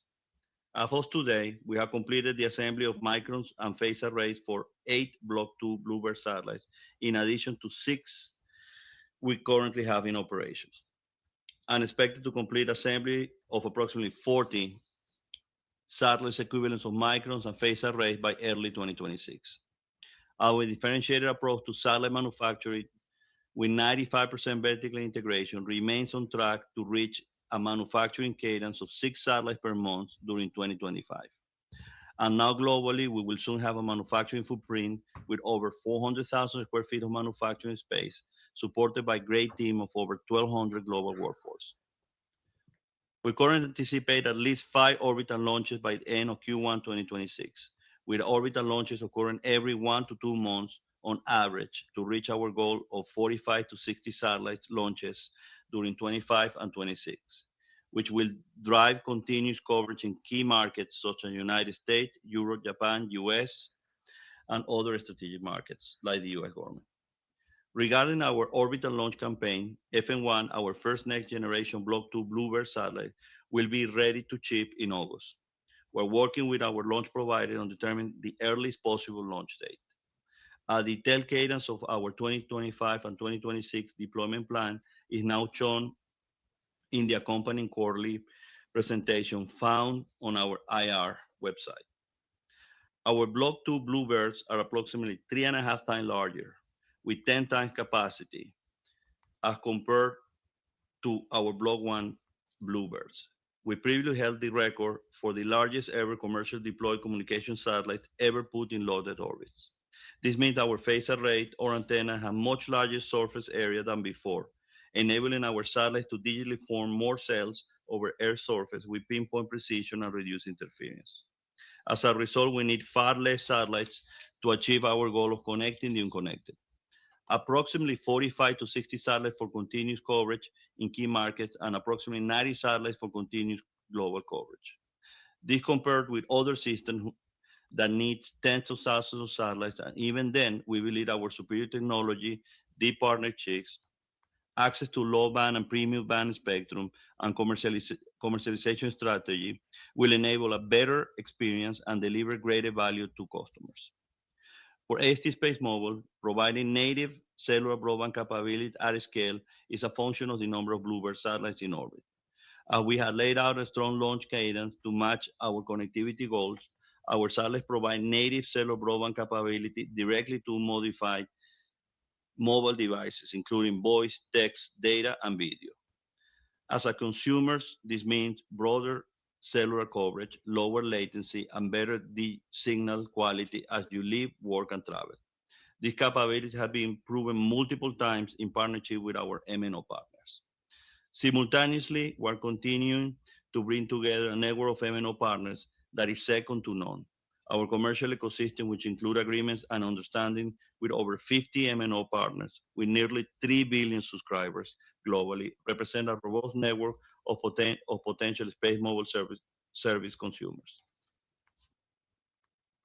As our commercialization and manufacturing initiative advance, we're laying the groundwork for commercial services with activations in key partner markets. We're preparing to deploy nationwide intermittent service in the United States by the end of this year with our US MNO partners AT&T and Verizon, followed by the United Kingdom, Japan, and Canada in Q1 2026.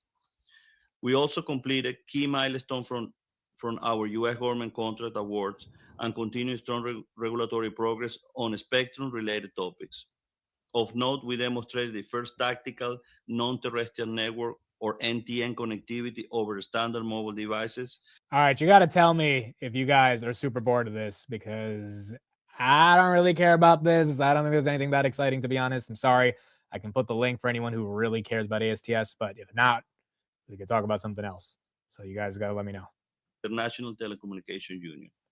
These spectrum priority rights provide us with paths to offer services in this spectrum band around the world, subject to country-level regulatory approvals. Access to S-band spectrum rights complement our planned L spectrum. All right, that's it. We gave it a fair shot. We gave it a fair shot. It's not like we didn't try. I'll link this right here if you actually want to listen to the call. If you're an ASTS investor, there's the link right there. You can check it out. We tried. We tried. There was nothing exciting, bro. These companies are small. There's a lot to talk about, but there's not much exciting thing for investors to dive deep into. And so if you really care about it, then you can check it out. But I don't know. There's nothing there. Big Bear Still down 27%. 511 right here after hours. ASTS, that's up 5.6. Bitmine's up 3. Intel is up 2 based on the Trump quote. Yes, that is a Rocky on my right hand. That is a Rocky on my right hand. For those that don't know, it's an Indian holiday with brother and sister. And the brother gives the sister a gift, and the sister ties a Rocky on their hand, which is basically like a bracelet. It just signals love and protection and all that stuff. So, yeah, that's how you spell it.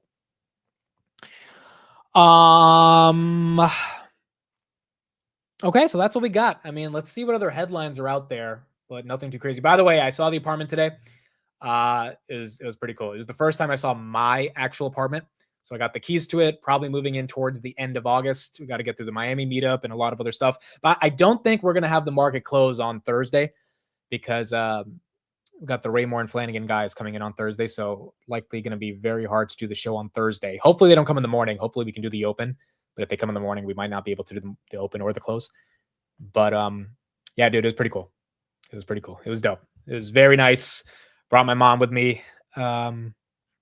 It was dope. I think you guys are going to enjoy it. I think you guys are going to enjoy the views, the vibes. I don't want to show any pictures yet. I want to leave it as a surprise. But I think you guys will enjoy it. So it should be fun. My mom is not moving in, but she helped me take a couple things there today. Was your mom sad? Yeah, she was crying a little bit, but more so than sad, dude. She was really like proud of me. Because I mean, it's one of those apartments, you know. It's like just the ability to get one of these apartments. I could tell it would make a parent really proud that that their kids are moving on in life. So definitely was a bit emotional, but it's cool. Saturday we move in completely. I'm not going to live there for the next 2 weeks because of Miami and going back and forth and all this stuff. But end of August is when like I officially move in. But the apartment should be ready by Sunday this week. So I think maybe we'll post some pictures here and there, but the actual streams will start once I move in. And then as soon as I move in, the next week I leave. So it's like there's just so much traveling in September that I'm not even going to really get to be in the apartment for the first couple weeks when we move in. I'm renting. I'm not buying. I'll be renting this one. Yeah, Matt's moving in this weekend as well. So yeah, the studio is going to take some time as well. There's a bunch of just little things throughout the month of August that I want to get done. And then I'm not getting the interior redone. This is it's a pretty nice apartment by itself. And so not a lot of renovations or anything that needs to be done. Big Bear, how's this one doing after hours? Is it still getting hit? Duolingo just getting destroyed as well, dude. Big Bear, 28%.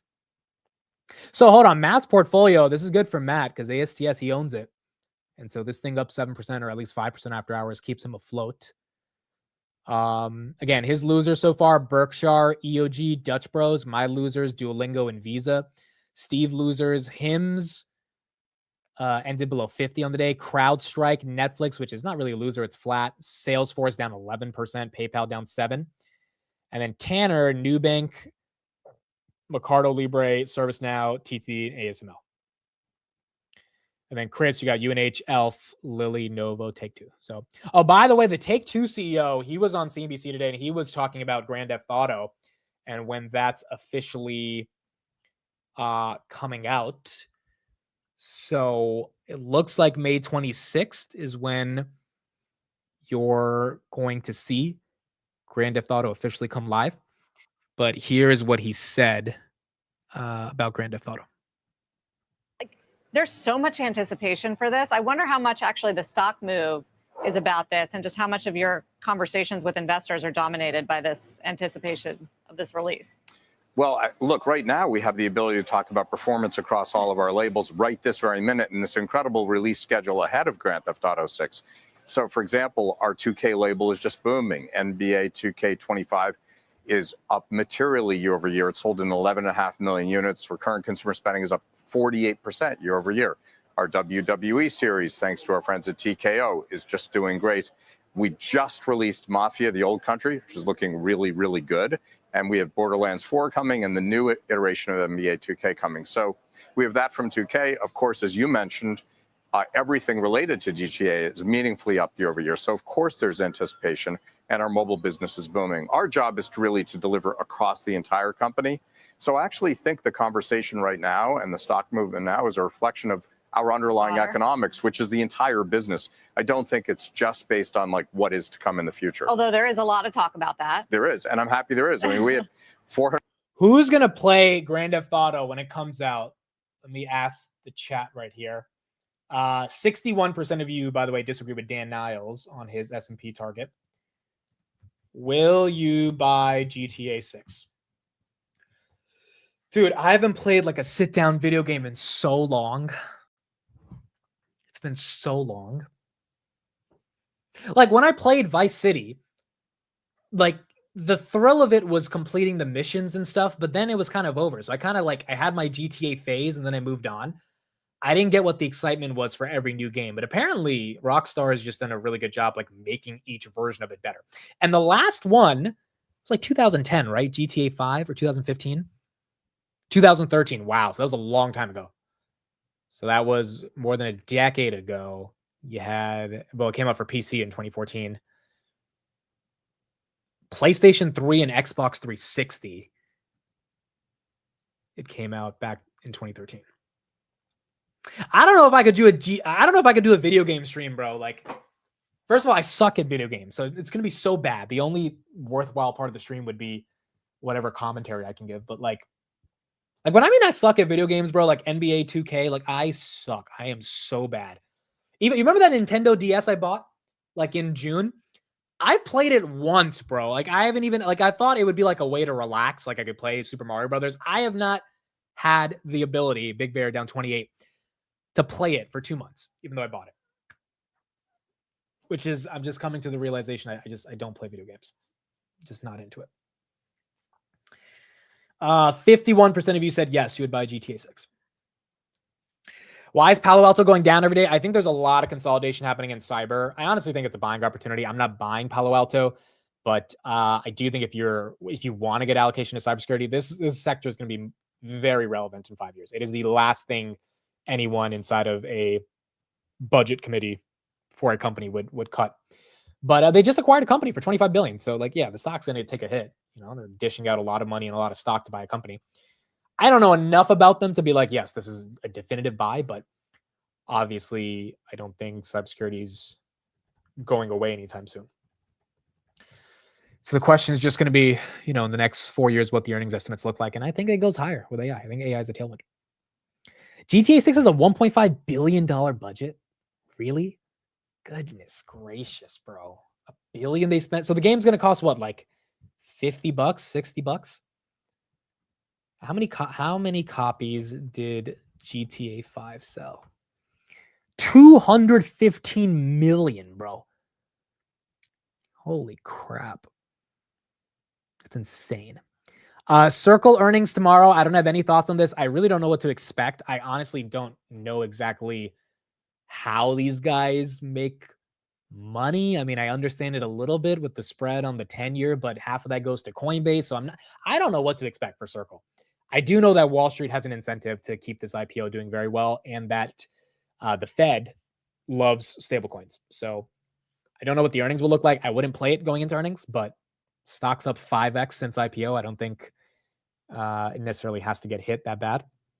But that doesn't mean it also has to go back to 300 like it was a month ago. So Circle right there, $35 billion company. You know, again, I don't know older numbers, but 35 billion seems way more appropriate than like 70 billion, which it was pushing a month ago. So I don't expect much for earnings, but we're going to see tomorrow in the pre-markets what they do. Oh, we got some HIMS insider selling. Andrew Dudum sold 660,000 shares. Is the stock moving on that? Stock is flat after hours. All right, it is what it is. By the way, with HIMS, I know we all think it should be much higher. The stock is still up 100% year to date. So the guy deserves to take some profits because he's definitely delivered shareholder value. But that one, Big Bear 508, Archer down 5. That one has been flat ever since the Novo controversy as well. Amit, I'm just joining. What are your thoughts on Big Bear AI? I gave my thoughts, I think, last week before earnings, and I said, look, the only thing I don't like about this company, outside of not knowing any fundamental DD, is that their growth rates were 5% last year. To me, that wasn't exciting. Now, if you're super deep in Big Bear AI, you understand the growth as being explosive in the future. I'm not that deep into it, so I can't really see that explosive growth. And so that's why I stayed away. Today, with the guidance decline of 11% year over year and the miss on EPS of 1,000% and miss on revenue by 20%, it kind of affirms, hey, there's a problem in terms of the growth, at least for 2025. Now, if you're investing for 2030, that's a different question. But I'm not buying the dip on this because, there was never a reason I entered into this name. And the one time I looked at it, I saw the growth and I was like, I don't know what's the most exciting thing. But again, if the growth accelerates in the next couple of years based on their backlog and all the other things they have, then maybe this one is high. And it would not surprise me if this rebounds tomorrow, dude. There's a lot of people, $5 stock, that might get excited for it. Very volatile options market, and they might buy into Big Bear AI. So those are my thoughts on it. Let's see the most common options that were traded today in the market. So these are the top 20 stocks that were traded in options. So here you go. Tesla and Nvda have been number 1 and 2 pretty much all year. Apple, number 3. AMD, number 4. Then you got Intel at number 5. IBIT, Palantir, Ethereum. Wow, BMNR, 472,000 contracts, bro. Goodness gracious. Thoughts on Oklo? I think Oklo's pumped too much for me to buy in right here, but obviously the nuclear environment has been really good. It's up 220% year to date. They don't have revenue, they don't have earnings, but you're buying it for the future potential of what nuclear energy could look like. Then you have Opendoor. Then you have CoreWeave AI, C3 AI. This one actually got traded a lot today. SoFi, MSTR, SoundHound. Where does SoundHound end? It was up 15% in the morning. SoundHound ended up 17% of the day. So SoundHound, great day. Coinbase, Rigetti, SBET, and then Google. These were your top 20 stocks that were traded in the market. Apple, 1 million. Yeah, Apple's now number 3 as well. So there you go. And there you go. I bought Big Bear at 720. Should I sell right now? I think you have to ask yourself, do you believe that this quarter is a one-off and they can recover? And then you also have to ask yourself why you bought at 720, right? The good thing about these situations is it forces everybody to ask themselves, hey, why did I buy the stock in the first place? And I've been in this situations many times, right? You think you have a thesis, the stock tanks. The reason I haven't been freaking out about Grab is because I know why I bought the stock. I hate that the stock's not cooperating, but I can't do anything about it. But I know why I bought it, so it's not really that painful. The most painful situation you can be in as an investor, or one of the most painful, is when you buy something, you have no idea why you bought it, and then it tanks. Because then you're left wondering, well, should I save some of my money and get out? Or should I double down? And when you don't have an understanding of either buying the dip or selling the rip or selling the dip, you're just in this state of purgatory. And that really sucks mentally as an investor. Which is, why when you buy in randomly into some companies, even if it's a gamble, you got to ask yourself, is it worth it or not? And you have to ask yourself, every quarter should be a reevaluation of the thesis. Yeah, every single quarter. But you got to have a thesis in the first place for it to reevaluate. All right, let's end the stream on this. CPI, what do we think? I'll be up early tomorrow, and we'll talk about CPI. Street says 2.8. Let's do 2.8, 2.7, 2.6. Or actually, we'll do 2.6 and below, 2.9 or higher. What do we think tomorrow? So 2.8, 2.7, below 2.6, and 2.6, or 2.9 or higher. I'm going to go with the street. I'm going to go with 2.8. I think 2.8 is what we got. Matt says, got to ask yourself why you're buying into companies you know nothing about. This is an underrated comment. Now, if you're gambling into earnings, like I have done a couple times for funsies, that's okay. But if you are legitimately establishing a major position in Grab or Big Bear or Rocket Lab or ASTS, and you have no idea what they do, I mean, I personally think that's a horrible way to invest.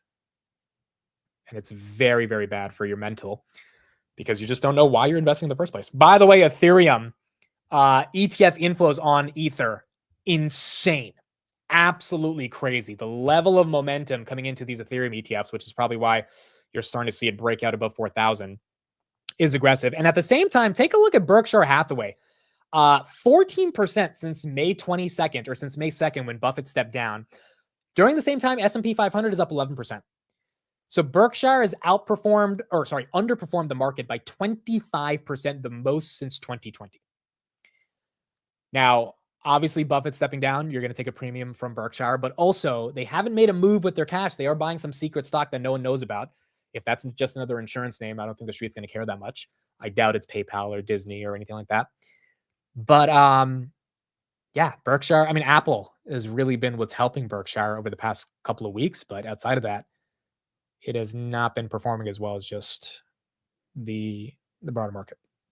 Is it UNH? You know, if it is UNH, then they started buying at 400 or at least like 380. So they started buying way heavier because they've been buying this thing for the past like 7 months now, or at least 3 months. And UNH was way higher than before. Maybe it is UNH, but if so, they've definitely been buying more. Yeah, 13Fs are coming very soon. Probably this week, dude. Probably this week. 33% of you say 2.8. Let's see if we got any new 13Fs this morning. Let's see. No.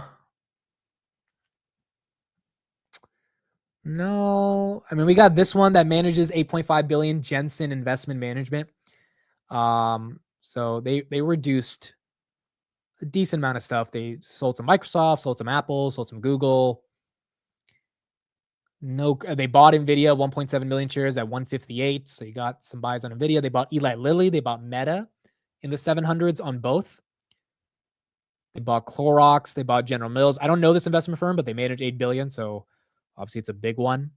They sold their UNH, 98% of it. Okay, so they got rid of all their UNH. You had a lot of other super investors that bought their UNH. They added to Ross Stores. They reduced Nike by 97%. So they took profits on Nike from probably 50 to 74. Adobe's flat. J&J, they reduced 30%. So a lot of selling here in Q2. Nvidia's the buy, and Meta and Eli Lilly were the buys from these guys. So there you go. Are they buying Tesla? I do not think Berkshire is buying Tesla. It's lemonade. Dude, I wish Berkshire would throw their hat in the ring and buy like a real tech company or something, but it's just not going to happen. It's just not going to happen. Grab up a little bit after hours, circle up a little bit. Big Bear down about 27.9%. For those that are just joining, they missed on earnings. They reduced their guidance, and that's why Big Bear is down. Maybe it's Nvidia. Could you imagine if Buffett, well, it's not Buffett anymore, but still, if Berkshire got into Nvidia, bro? Like, Nvidia's cheap. It's still cheap here. If you believe and if Blackwell's going to China, if the overall revenues, 17 billion to China, are coming back, even if 15% are gone, like Nvidia earnings estimates, I mean, they should put up minimum $4.75 to $5 a share by the end of the year. The street, by the way, Nvidia for August 27th, that quarter, the street is expecting 93 cents a share and 45.7 billion in revenue. I think Jensen comes in at 46.5 and 95 cents a share. And if the China revenue increases the guidance for next quarter, then maybe we see that reflected to upwards of 47 to 48 billion, which would not be horrible. I don't know if Nvidia is cheap. If you were able to buy this at 90 back in April. So at 90, it was stupid cheap. But at 182, if you believe in their growth prospects over the next 5 years, this is not expensive. I mean, Costco trades at 50 times, you know, like Nvidia is cheaper than Costco. Nvidia's at 37.3. Walmart's at 38.5. It's still cheaper than Walmart. So also all the anecdotal evidence we've seen about Anthropic and Sam Altman and OpenAI and just all and XAI and like every single thing we're seeing about the models getting better and better. To me, that's a data center argument. And that to me is very exciting around Nvidia as well. Yeah, you can't anchor it to a past price. I agree. I feel like it will be an AI energy data center play. Yeah, I don't think that's stopping. Tom Lee got Buffett to go all into BM&R. Oh my God. Could you imagine, bro? Berkshire buys 50 million shares of Bitmine. Dude, if Berkshire's buying Grab, I'm like, I would go insane. There's no way. I doubt they would be buying a Singapore, Southeast Asian Uber copycat. Like, I don't see that happening. But oh my goodness, would it be awesome if Grab was the stock? It'd be absolutely crazy. But we're going to see probably by the 15th, like literally in the next 5 days, we should be getting all the 13Fs. And then we're going to see what they do. There are no earnings from Archer. If you're looking for them, they lost 17 cents a share versus 20 cents, but there is no revenue. They did update some strategic things that they're doing as a company. Archer right here down about 3.14%. Yeah, well, they have gone to Nubank. So they have gone international before, but they sold out of Nubank a couple quarters ago. So I agree. It's not really like them to do Nubank. Yeah, we'll cover Circle tomorrow because I'm going to be live early for CPI anyway. So we'll see what we have with Circle, and then we'll keep going from there. All right, folks. I think that's it. I'll be back tonight, actually. I'll be live with... I think I'm going to be live only with Tanner tonight, not with Roy. I think Roy is on vacation. So it'll be an Amit Tanner stream tonight. And, yeah, we will do Tech Bros as normal. We'll talk about some updated thoughts on Robinhood, Nvidia, all the tech stories that are going on. Here is one video I wanted to show everybody from Tesla. There was someone who recorded their Robotaxi ride, and there was something here that they were talking about that I thought was really interesting. But yeah, we'll be back at 9:30 tonight for the Tech Bro stream. Go. So you can see it's on my kid's profile. This all syncs with your Tesla account. So what's amazing is every Robotaxi that I hop into automatically has everything that I'm signed in on my Tesla will also be signed in on here, and that'll be gone as soon as I step out of the Robotaxi. So I'll show you what I don't have. I don't have Apple Music signed in. So if I click that, whoops, I clicked. Oh, no, I got it. It lets me sign in if I want to do that, but I don't have Apple Music, so I'm not going to do that. If I go to something like Netflix, we have signed in. Let's see. So we click Netflix here, wait for that to load up. Quick enough, there you go. So you can see it's on my kid's profile right now. So if I had my kids with me, or if I wanted to watch, the B movie or something, I have all the options available to me without doing anything. I didn't have to touch a thing. I just touched Netflix and boom, it's all right there. This is so cool how it's integrated. Again, in the Waymo, just doing that other Robotaxi comparison, they have music in there, but that's it. And of course, it's not synced to your accounts, at least as far as I could tell. I thought that was pretty interesting. I mean, like, he's right. Waymo doesn't have anything personalized to you yet. Now, I think that's a pretty easy thing to change. But Robotaxi so far, as soon as you sign in or as soon as you get in, boom, the entire car is manufactured towards your personalized needs. And as a result, that could, potentially be another differentiator. Here's another tweet by Elon that's starting to go viral today, even though this tweet was back in December. Someone tweeted, "How can you call yourself a tech influencer and not recognize how advanced Tesla software is?"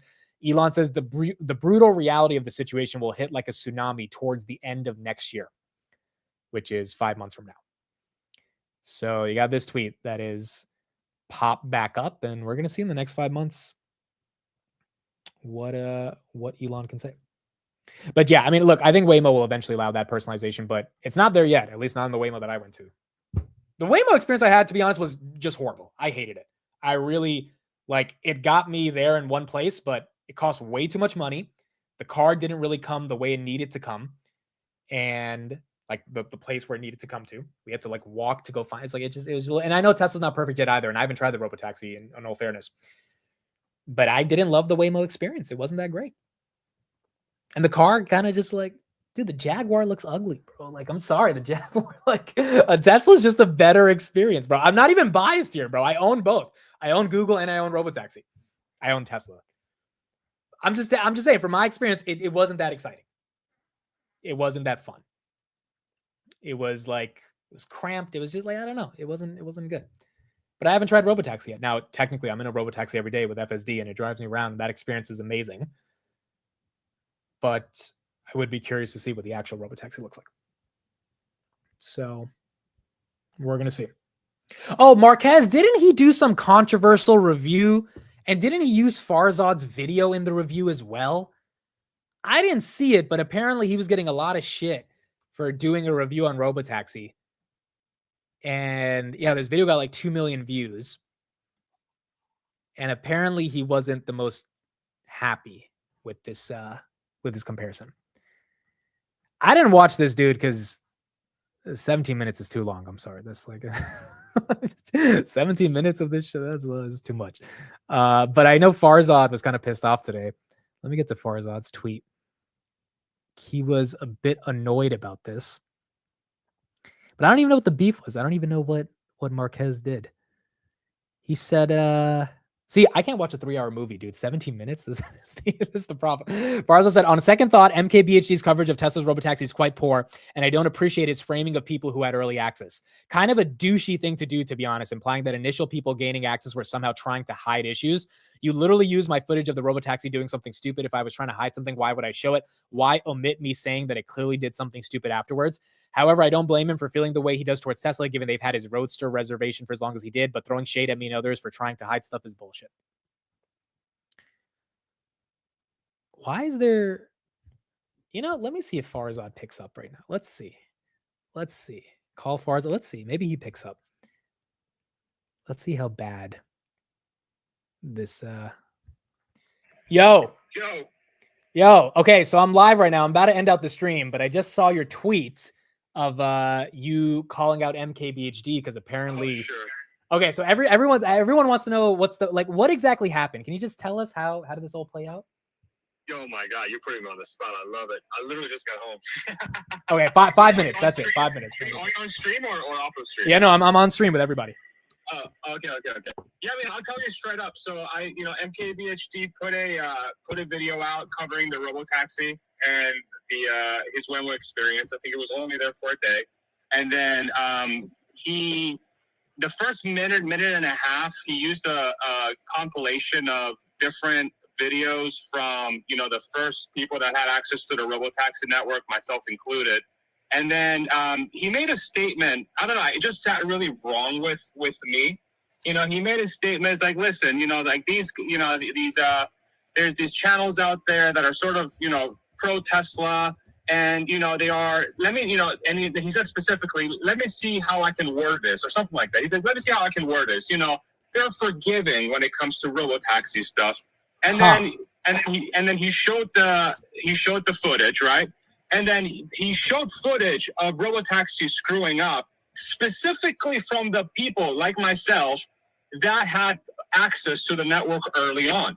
And so the framing was, hey, listen, the people that are, this was my takeaway, and this was the framing that I was very unhappy with personally, is that he's trying to frame the people that have had early experience with Robotaxi as people that are somehow trying to mislead or hide things that the Robotaxi is doing wrong, when we've all done exactly the opposite. We've been very transparent with everything it does, right or wrong, okay? And so I thought lumping that entire group of people that had early access to the network as somehow we are trying to hide something is fucking bullshit. So he used your content, but he said you didn't go far enough to point out the mistakes in Robotaxi, essentially. That's literally exactly the framing was, well, let me think how I should say this. They're way too forgiving about, the mistakes Robotaxi makes. Fucking bullshit. Watch the fucking content. It's bullshit. And so initially I was watching the content. I'm like, okay, this is really cool. He's getting my content out there. And then I rewatched it a couple days later. I'm like, you know what? This doesn't sit well with me. Yeah. Like you're more than welcome to come out and say, hey, listen, there are people out there, that are not, they're not fair to Tesla, or they're way too pro Tesla or whatever. And, and I'm going to try to be, like as unbiased as possible or whatever. But then to actually take a shot on something that is literally untrue, when literally 30 seconds after you showed the clip that he showed of the Robotaxi messing up from my video, where I said, yeah, that was a bug. It shouldn't have done that. I specifically called that out.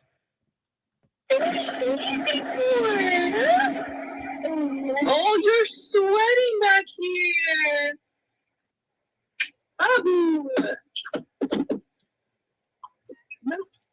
Farzad? Let me call him back. I think his phone probably connected with his wife's Bluetooth, and she was probably talking to their kid in the back of the car potentially. That's what happens when you. Yeah, you're back. You're good. I think it dropped. Yeah, it dropped. You're good. Yeah. Okay, Yeah. so what's weird about this to me is you and Sawyer and Holmars, you guys have been pretty critical of Robotaxi. I agree. So for him to say, yo, what's Marquez's beef, bro? Because it seems like ever since he interviewed Elon, he's just been a dick. He's butthurt. He is butthurt. He wasn't first invited, and he has an anti-Elon bias and is showing in his content, and he can't be an objective person covering the company. He's obviously disinterested in this technology, and that video was just a really huge turnoff. To me specifically, like, I'm not going to watch his content anymore. And I'm not here telling people not to do that. People can do whatever they want. Like, he's been around for a long time. I'm sure a lot of people get a lot of value from him. But the way he targeted me specifically and the people that had early access is fucking bullshit. And I'm not going to sit here and take it. He can go fuck himself, honestly. Dude, I've just felt he's had beef with Tesla for the past couple of years, and I don't know why. Some people are saying he's paid by some of the other. I don't know. I don't know. I think here's my uneducated guess. I think Elon's politics rub him the wrong way. He doesn't like being associated with that person because of the politics. Agreed. And he's incapable of separating his bias from the product. And you know what? That's completely fine. I support that. Dude, as an American, I support his ability to have freedom of speech and actually create the content that he does. But if you're gonna say some bullshit, I'm not gonna fucking sit here and just take it. Go fuck yourself. Straight up. You know? I'm cursing a lot of it. I'm sorry. That's okay. So you're passionate. You're passionate. It is what it is. It's just wrong. It's wrong. And listen, people should go watch the video. Go watch his video. Go like it, subscribe it. Come up with your own opinions. I thought the framing in the first minute or two was messed up. And that's another thing too, where he's like, there's all these people out there that are, they want Waymo to fail and it has to be Tesla winning. I'm like, bro, that's a very vocal minority, just like anything else. If you look at people that are covering Tesla close to the Robotaxi, we're all super pro Waymo. Holmars literally gets shit from the Tesla bulls for liking Waymo. Yeah, because it's objectively an amazing service. But the inescapable reality of scale is impossible to ignore. What am I supposed to do? Ignore reality? Yeah, I think when Robotaxi came out in April and I saw all your coverage, you guys were very critical of certain things that you didn't like, and Elon actually responded to your guys' concerns. So I don't know. I think that's a bit weird. Yeah, it's fucking bullshit, and it's whatever. Whatever. He has every right to do whatever he wants. I support his ability to use the platform for whatever he wants. But if you're going to take a shot that I don't think is justified, I have every right to respond back, and that's it. And I wish him the best, and he can go fuck himself. All right, Farzad, thank you. How you doing, brother? How you doing? I'm good, man. I just wanted your take because I saw the tweet, and I was like, I wonder what Farzad's actually. Now I know how you really feel, though. So there you go. I got it. Listen, it's a lot easier to be passionate when I'm not on camera because the filters actually, I don't have to worry. And I'm sure this is gonna go. You know how it is as a content creator. It's easier to really speak your mind when you're not on camera. Yeah. Even though this is going out to everybody. Hello, everybody. Amit, too legit to quit. Like and subscribe. Everybody super chat right now. Everybody super chat $10 to Amit right now. No, do not do it. Do it right. He needs a new chair. Did you get a new chair yet or no? I did get a new chair, yes. I'll set up that. Okay, all right. What's the next thing you need? Do you need like a table? Like, what's another piece of furniture? Dude, I got everything. I'm moving out in a couple weeks, so I got everything. We'll have a new studio. Okay, everybody give Amit a $10 super chat for his moving fund to make sure he has food, to make sure he has water, to make sure he can pay his utility bills. It's very important. Now, everybody $10 super chat. Amit, come on. I don't care if Palantir's up 20x. You still need a little bit of help. Dude, how about that Palantir, huh? It's been a fun one. Bro, it's been a fun one. I still find it very difficult to justify a 300 PE, but Hey, it's a 650 PE. Okay, get your I'm numbers. sorry. Well, let me get your take on this. What do you think of this Robotaxi stuff now? Like, have you caught up with any of the content that's been coming out from Out of Spec and stuff, and AI Driver? And have you seen Elon's posts from the last couple of days with it potentially going open to the public in about a month? Like, what's your take? Yeah, I didn't see the Marquez video, but I just shared a video from the Silicon Valley Tesla owners channel, and they showed the Robotaxi being personalized as soon as you step into the car. and it connecting with your Netflix and your music and all that stuff. And so, I mean, look, I haven't experienced it yet. I'm really curious to experience it, but I do kind of get to experience it every day with FSD. So Yeah. I took one Waymo. I didn't love the experience. I thought it was way too expensive. Obviously, I haven't tried a Robotaxi yet, so I'm looking forward towards the end of the year of trying it. But if it scales to the Bay Area and Nevada and all other parts of Texas, then I think this could get really exciting for Tesla stock towards the end of the year. Yeah. Yeah, I agree. Yeah, definitely let me know when you're planning to be in town. I'd love to give you some rides, or I don't know, maybe we can get you into the network too. That would be sick. Yeah, It absolutely. should be open by then, theoretically. Yeah, and that's what I think a lot of people are excited about today, that, no invite that's going to be needed. So, Yeah, dude. All right, man. I'll let you go. Thank you again, brother. I really appreciate your time. all right, Farzad, appreciate you, man. Talk later. You got it. $10 super chat right now, everybody. Like and subscribe. Let's go. See ya. Later. Bye. You guys do not have to send a $10 super chat. Please do not do that. Farzad's he's like a big bro. Thank you guys for those that are sending us. Shane, thank you. I'm Beneficial. Thank you. Spencer, thanks for the 99 cents. So now you're sending like $5 super chats. Oh my gosh. Star Buccaneers, thanks for the 10 gifted. You guys do not need to do that. I appreciate it. Farzad's just a nice guy. But look, he's obviously very passionate right there. And again, 10 of you just got memberships from Star Buccaneers, so thank you for that. And apparently that passion has led him to really being upset at freaking Marquez, dude. Now I kind of want to watch the video to see how bad the framing of the quote-unquote Tesla influencers were. Look, here's the thing. Is Farzad a Tesla Pro channel? Of course. And are there Tesla Pro content creators? Yes. Just like there's pro SoFi content creators and Robinhood content creators, Palantir content creators. Tesla just gives you so much content to talk about that people have built an entire channel off that company. But Farzad, and I've said this over and over again, look, is he uber bullish? Ironically, because he thinks Uber is going to zero? Yes. But does that mean he has never criticized Elon or Tesla? No. I mean, he has wrote letters to Elon publicly on Twitter about how Elon needs to get out of politics and this and that. And Elon has responded to those letters positively because Elon actually respects Farzad. He's been following him for like 2 years at this point.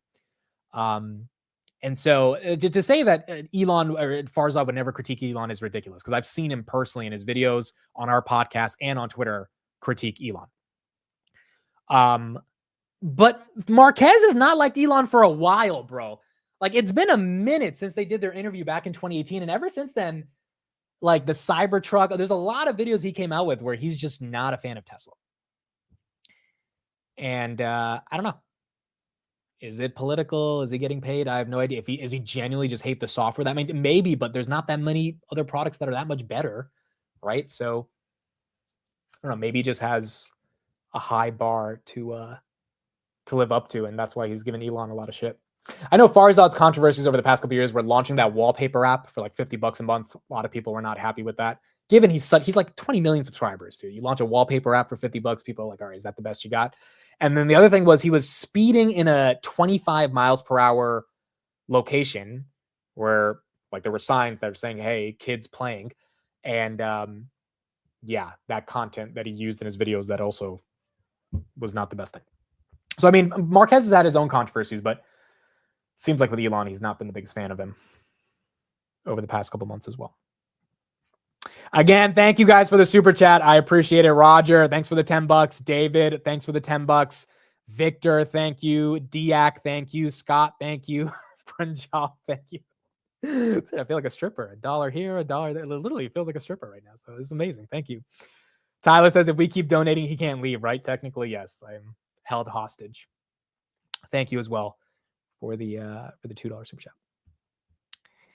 All right, so I think that's it. I think we'll get out of here. Tess, thank you for the 10 pounds, which is like $13.50 USD. Dude, the UK, I think I'm coming to the UK. I'm probably coming with my mom and my sister last week in November. So likely, this is the tentative dates. No one hold me to this because we're still planning, but likely November 23rd to the 28th. So that, or to the 29th. So it'd be 6 days. And that Friday, the 28th, is when we're thinking of the meetup. Again, very tentative, but it looks like that week in at the end of November, UK's potentially possible. And so I would really like to do the UK. I know we tried to do it this year, just a lot of things got in the way. To end out the year with that London meetup would be awesome. So hopefully we do London in November. And then we got Miami soon. Trump is not live. Dude, today Trump was it was aggressive, bro. He spent 50 minutes on, I'm being hyperbolic, but he spent a lot of time per question. And he was just like ranting for the first hour before we got into Q&A. So it was just a lot of stuff of him just going back and forth. But then we finally got the Nvidia answer and we got to see what Trump said. No, I'm not going there for any Robinhood event or company event. Like my mom actually wanted to go to the UK. She's been wanting to go all year. So her job actually gives her a week off in November. And so she asked me over the weekend and I was like, yeah, I want to go there too. So it's purely like kind of like a, family international trip because we haven't really gone anywhere in a while. And she switched her job like 5 months ago. So she actually has more vacation time. So yeah, that is why we might do the UK. Chris Dance Media, thanks for the $10 super chat. I'm beneficial. Thanks again for $1. Spencer, thanks for 99 cents. Richard, thank you for the $10 super chat. Appreciate it. From Moore Park, California. Self-Driving Daily, thanks for the $5 super chat. And Walter, thank you for the $2 super chat as well. Rob, thanks for the $2 super chat. How much Big Bear AI $7 puts are expiring August 15th on a cash secured put level? Well, now you're going to see the premiums change tomorrow because the stock is down a lot. So the premiums will be up a lot, but you will be writing in the money puts if you do it. August 15th, $7 puts. Today they were paying 65 cents, which already is a lot. There was 18,000 of them open. Tomorrow, if Big Bear stays at this price, they're going to be paying $1.97. But you might not want to sell a $7 put for this week, even if you get $2 of premium, because Big Bear AI might not be above $7, right? So that's what you're going to have to see. But yeah, those puts are going to go up a lot tomorrow if it stays at this price. Vinik, thank you for the $10 super. Now you guys just won't let me leave. Thank you for the $10 super chat. Appreciate it. EDZN, thank you for the $10 for the Dunkin' Coffee Fund. I appreciate it. There is a Dunkin' near my apartment, but it's kind of like, it's not like far, but it's far enough where I don't think it's worth going to the Dunkin' every morning. I'd rather just use the coffee inside of the apartment. But I also don't drink coffee, so it's like I don't know. I thought I would become a coffee person this year, black coffee, but I've completely gotten rid of lattes. I used to like caramel lattes. I know it sounds like a girl, but I love caramel lattes. Now I don't drink those, and I don't drink coffee either. Dude, I just drink water in the morning, dude. I don't drink anything other than water. I'm not moving to Miami, but we're having a meetup in Miami. By the way, that guy that I told you that I wanted to meet in Miami, I followed up with him today. I said, yo, I'll be in Miami next week or in 2 weeks from now. Do you still want to do the dinner? And he said, yes, let's do it. I don't know when. He said he's going to send me an update soon.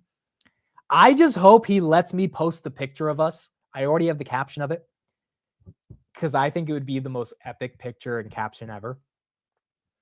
He's a private guy, though, so I don't know if he's going to let me post the picture, but it would be really fun. It would be really fun. Again, the way we met is he bought a lot of Pounter at 30, and that's when he reached out 5 months ago. So because it's not from Grindr. It's not the Grindr guy. There is no Grindr guy.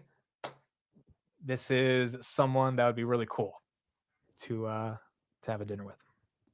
You should soft launch your Tinder dates. Oh my gosh. Yeezy, thanks for the 10 super chat. Dubai, when? I don't know when we're going to do Dubai. I mean, that's a pretty big journey. I do know 2026 will have a lot more European countries. But who knows? Maybe by the end of 2026. We're definitely doing Singapore next year in July. Singapore, July is almost confirmed. But hopefully Dubai, either early 2027 or later 2026. The Machine, thank you for the 420 super chat for all the weed stocks mooning today. There you go. 420 for all the weed stocks moving today. Yeah, Germany is on the list. Italy's on the list because Arnie's there. So I'd love to see Arnie and maybe do a meetup nearby that. And so Europe is definitely a priority next year. Dude, there is no grinder guy, dude. Just because I downloaded the app to do some DD does not mean there's a grinder guy, bro. Goodness. Nicholas, thank you for the 5.99 euros. Thank you, Mid, for the 3-year pound your trip. What a ride. What a ride it's been. You know, I was telling my mom about it today when we were coming back from the apartment, and she was just like asking me what's going on with Palantir, and I'm like, Mom, they're worth 420 billion. And she was like, okay. And I was like, Mom, I don't think you understand. Like, this company was worth 20 billion when Arnie and I, she knows Arnie, when Arnie and I started like really talking about it. I was like, it's worth 420 billion now. So it's like things have changed dramatically with the company. A lot of people have made a lot of money because of, you know, the company's rise. And the media around the company, aka the content creators, have, you know, been able to really talk about this over the past couple of years, and it's been one of the most interesting and exciting stories in the entire market. And I was like, then after that, Robinhood went from 7 to 100, you know? So I was trying to explain to her, like, what has happened over the past couple of years. Because she kept asking, like, why is your channel growing? Like, why do you get so many subscribers? And I'm like, there's a lot of reasons, but I think the number 1 and 2 reason are Palantir and Robinhood have done very well. And obviously people that have cared about that type of content have found the channel because of it. I'm sure there's other reasons the channel is growing, engagement, community, being consistent, yada, yada. But those 2 stocks, I mean, have just changed my entire life. They've changed my entire life. And I know we're trying to find the 3rd one. I know everyone wants the 3rd one, but it's just, you know, it's not been easy. But those 2, based on what they've done, and it kind of really feels like they're just beginning, bro. It really does. That's what makes it even more exciting. The channel has grown because of Steve. Yeah, that's what I should have told her. That's what I should. Dude, last night, you guys, you couldn't wait until Steve got on the show. We had a good debate last night. Steve and I, we debated about the meaning, the way people get purpose in their life. Is it through their job or is it through something else? And most of you guys voted for Steve at the end in the poll, but there were some comments under that stream that, you know, understood both sides. But it was a fun debate, right? Like those types of conversations and getting into that stuff. I think that's also what creates a lot of value, you know, for people to just get different perspectives. The trail mix, Steve. Exactly. Yes. Technical Tuesday is tomorrow. Jason's back tomorrow. I know the past 2 weeks we have not been able to do it. We've had a lot of earnings, but Jason is back tomorrow. And yeah, it'll be fun. Also, this thing was crazy yesterday, bro. Shout out to Danny for posting this. This thing was wild. He's on his boat with Starlink watching the stream. First of all, there's raisins in trail mix. That alone gets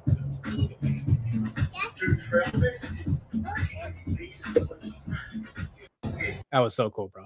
That was so cool. So he's in Miami. I'll see you in Miami, Danny. Miami's gonna be fun. It's gonna be fun.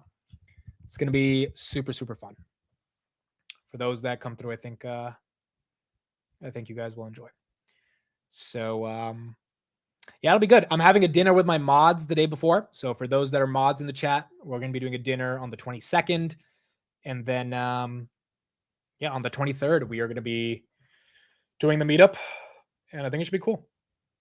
I think I'm going to come there like 2 days early. So I'll be there like on the 20th, 21st. And yeah, I might do a couple things, but it should be really fun. And I think it'll be cool for everyone to meet as well. So it should be good. Can we do Toronto again? Yes, we will do Toronto. Spencer, stop sending these dollars like I'm a stripper, please. Goodness gracious. I know she's sending it to act like I'm a stripper. Like, that's why she's sending it. At this point, like, it's literally to act like I'm a stripper. But no, we're definitely going to do Toronto again, dude. I love T-Dot. I really love T-Dot.